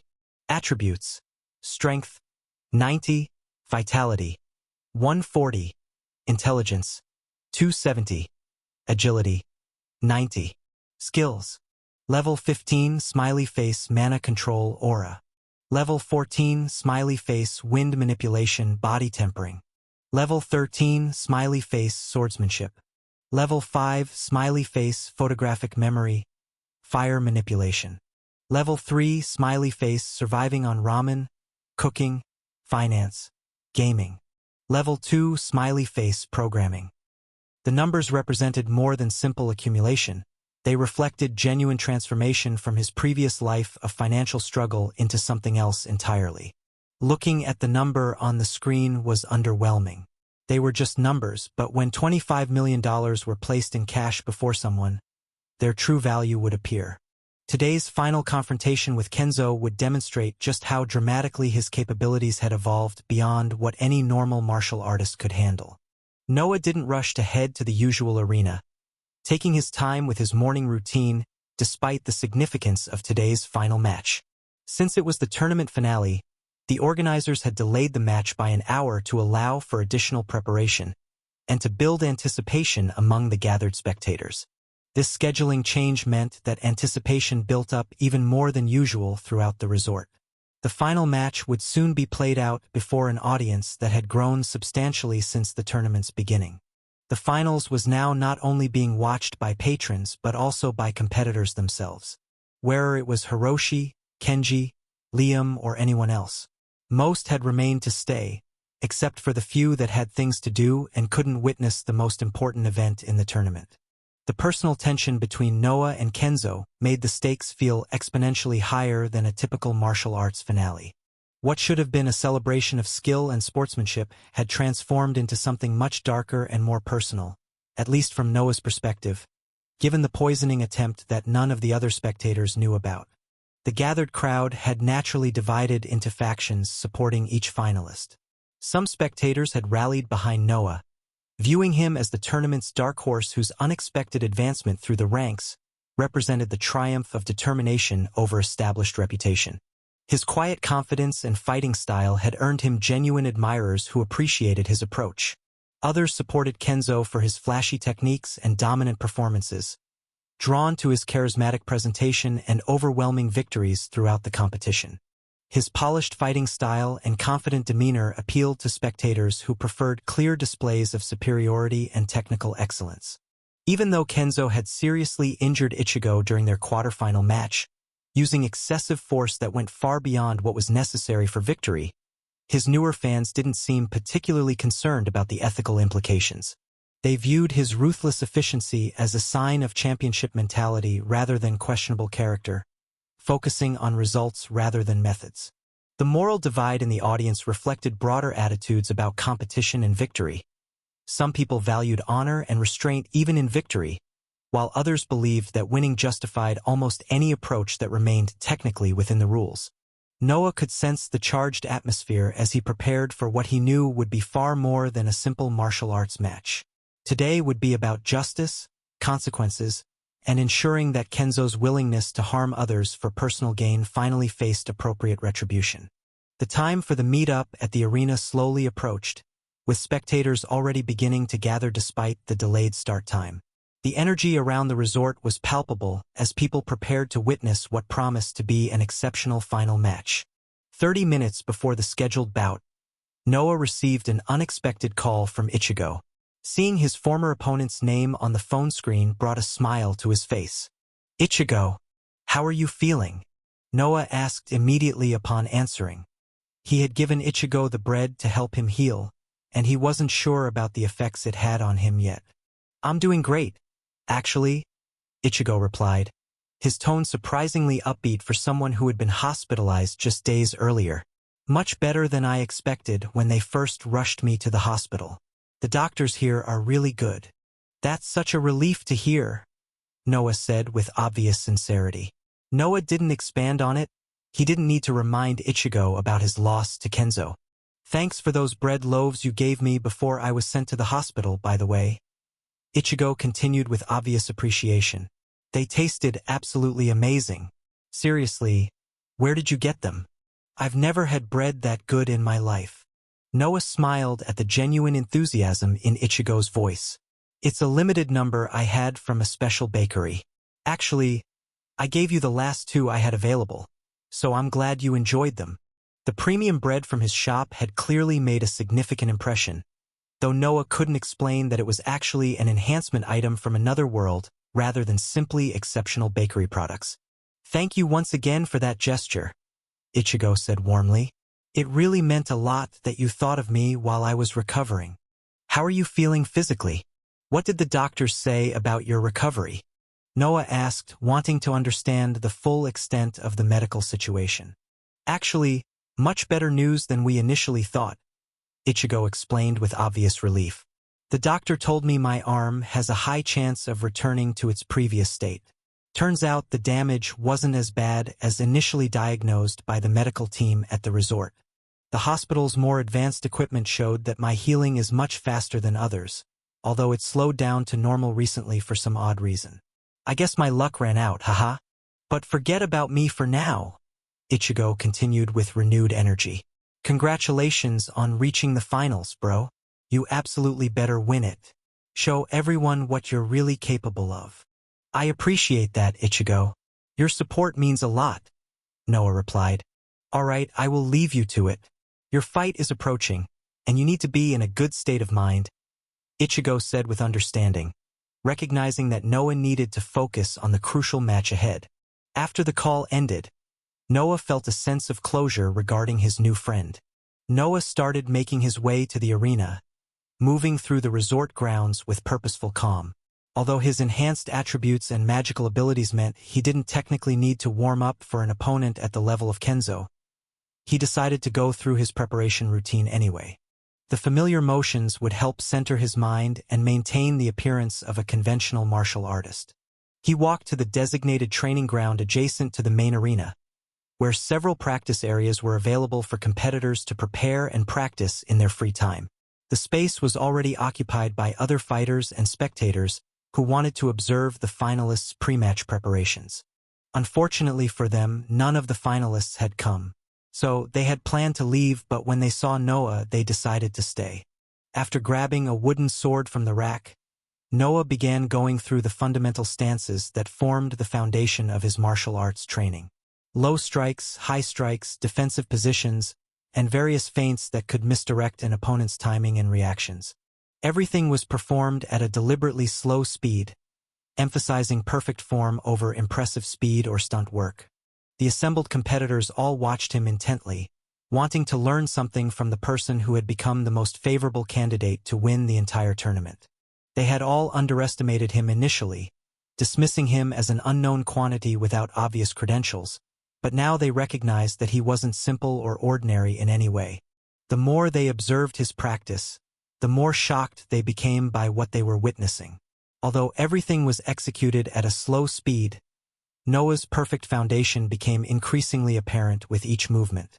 Every stance was textbook precise, every transition flowed with mathematical efficiency, and every technique demonstrated understanding that went far beyond basic competency. His enhanced intelligence allowed him to execute each movement with absolute precision, while his magical training had refined his body control to levels that appeared abnormal to observers who didn't understand the source of his capabilities. Tanaka watched with growing fascination from his position among the spectators, his experienced eye immediately recognizing the exceptional quality of what he was observing. As Noah's former master, he felt pride in his student's development, but also curiosity about the techniques that exceeded what he had taught. Watching his student go through the basic stances at slow speed suddenly gave Tanaka unexpected inspiration. The perfection of Noah's foundational movements triggered insights about his own practice that had eluded him for decades. The level he had been stuck at for years suddenly seemed surmountable as new understanding appeared in his mind. The revelation was so profound that Tanaka immediately moved himself from the group of spectators and went to retrieve a wooden practice sword.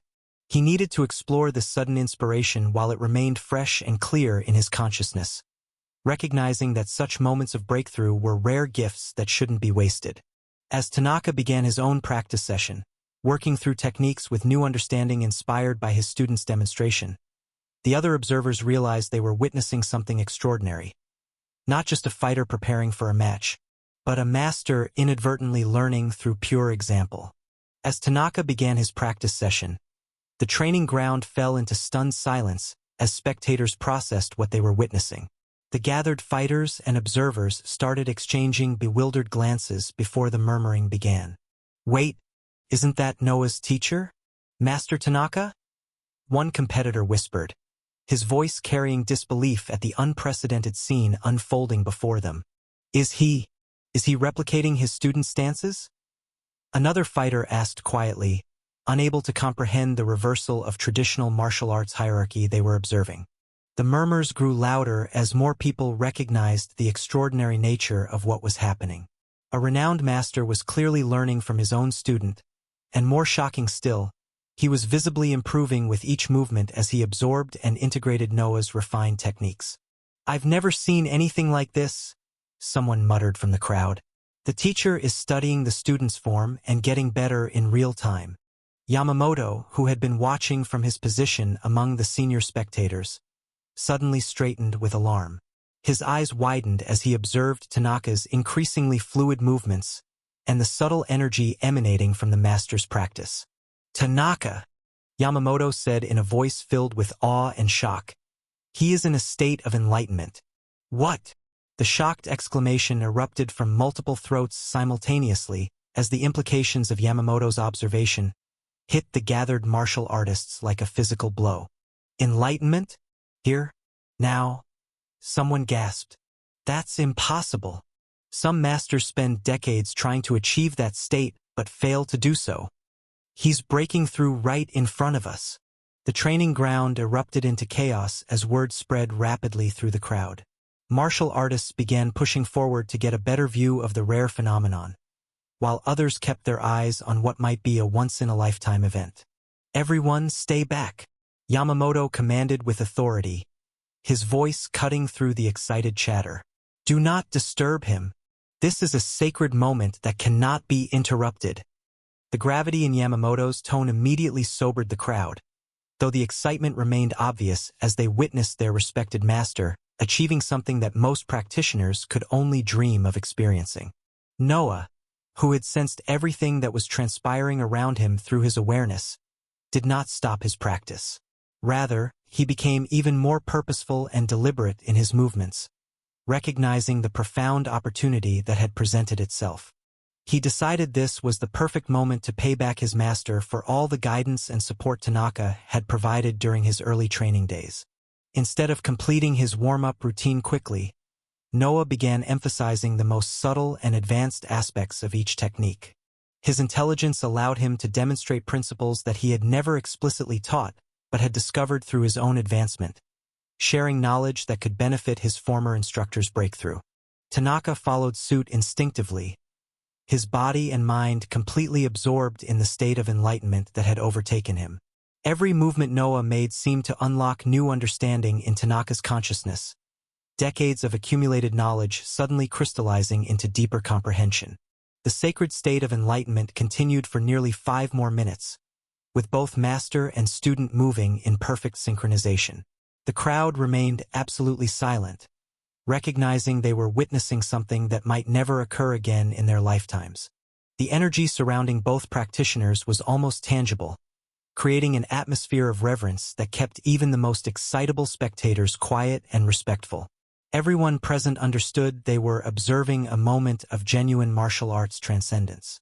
Finally, both Tanaka and Noah stopped at exactly the same time, as if responding to some invisible signal that marked the completion of the enlightenment process. The simultaneous ending felt natural and inevitable rather than coordinated. Noah, who had felt the dramatic improvement in his former master's capabilities, smiled with genuine satisfaction as he lowered his practice stance. Tanaka had successfully reached the next level of understanding that had eluded him for decades. Yamamoto stared in absolute shock, his experienced eye immediately recognizing the fundamental transformation that had occurred in his longtime colleague and friend. "Tanaka," Yamamoto said in a voice filled with awe and disbelief. "He has broken through. He's advanced to the next stage." The announcement sent ripples of amazement through the assembled crowd, as they realized they had just witnessed one of the rarest events in martial arts. a master achieving enlightenment and a breakthrough in front of an audience, guided by wisdom from his own former student. Tanaka walked towards Noah with a huge smile, transforming his usually composed expression, his entire demeanor radiating the joy and gratitude of someone who had just experienced a profound personal breakthrough. The enlightenment had left him feeling decades younger, as if years of accumulated stagnation had been swept away in those few precious minutes. "Noah," Tanaka said with deep emotion as he approached his former student, his voice carrying warmth that went far beyond typical teacher-student interactions. "Thank you. Thank you so much for this incredible opportunity." Without hesitation, the respected master embraced Noah in a heartfelt hug that surprised many of the watching spectators. Such open displays of affection between martial arts instructors and students were uncommon, especially in front of large audiences, but Tanaka's gratitude was too overwhelming to contain within formal boundaries. "I know that you deliberately slowed down your movements and emphasized certain principles for my enlightenment," Tanaka continued as they separated from the embrace, his eyes bright with understanding and appreciation. "You recognized what was happening to me and adjusted your entire practice routine to guide my breakthrough." The master's voice carried both amazement and humility as he continued. Most students would have been too focused on their own preparation to notice their teacher's struggle, let alone sacrifice their warm-up time to help. But you saw my moment of insight and chose to nurture it rather than pursue your own needs. Tanaka shook his head with wonder. "The way you extended certain stances, repeated key transitions, and demonstrated principles I had never fully grasped, that wasn't a coincidence. You were teaching me through example while making it seem natural and unintentional." The crowd listened in fascinated silence as they realized the depth of wisdom and compassion Noah had displayed, transforming what could have been a simple warm-up routine into a gift that had changed his former master's life forever.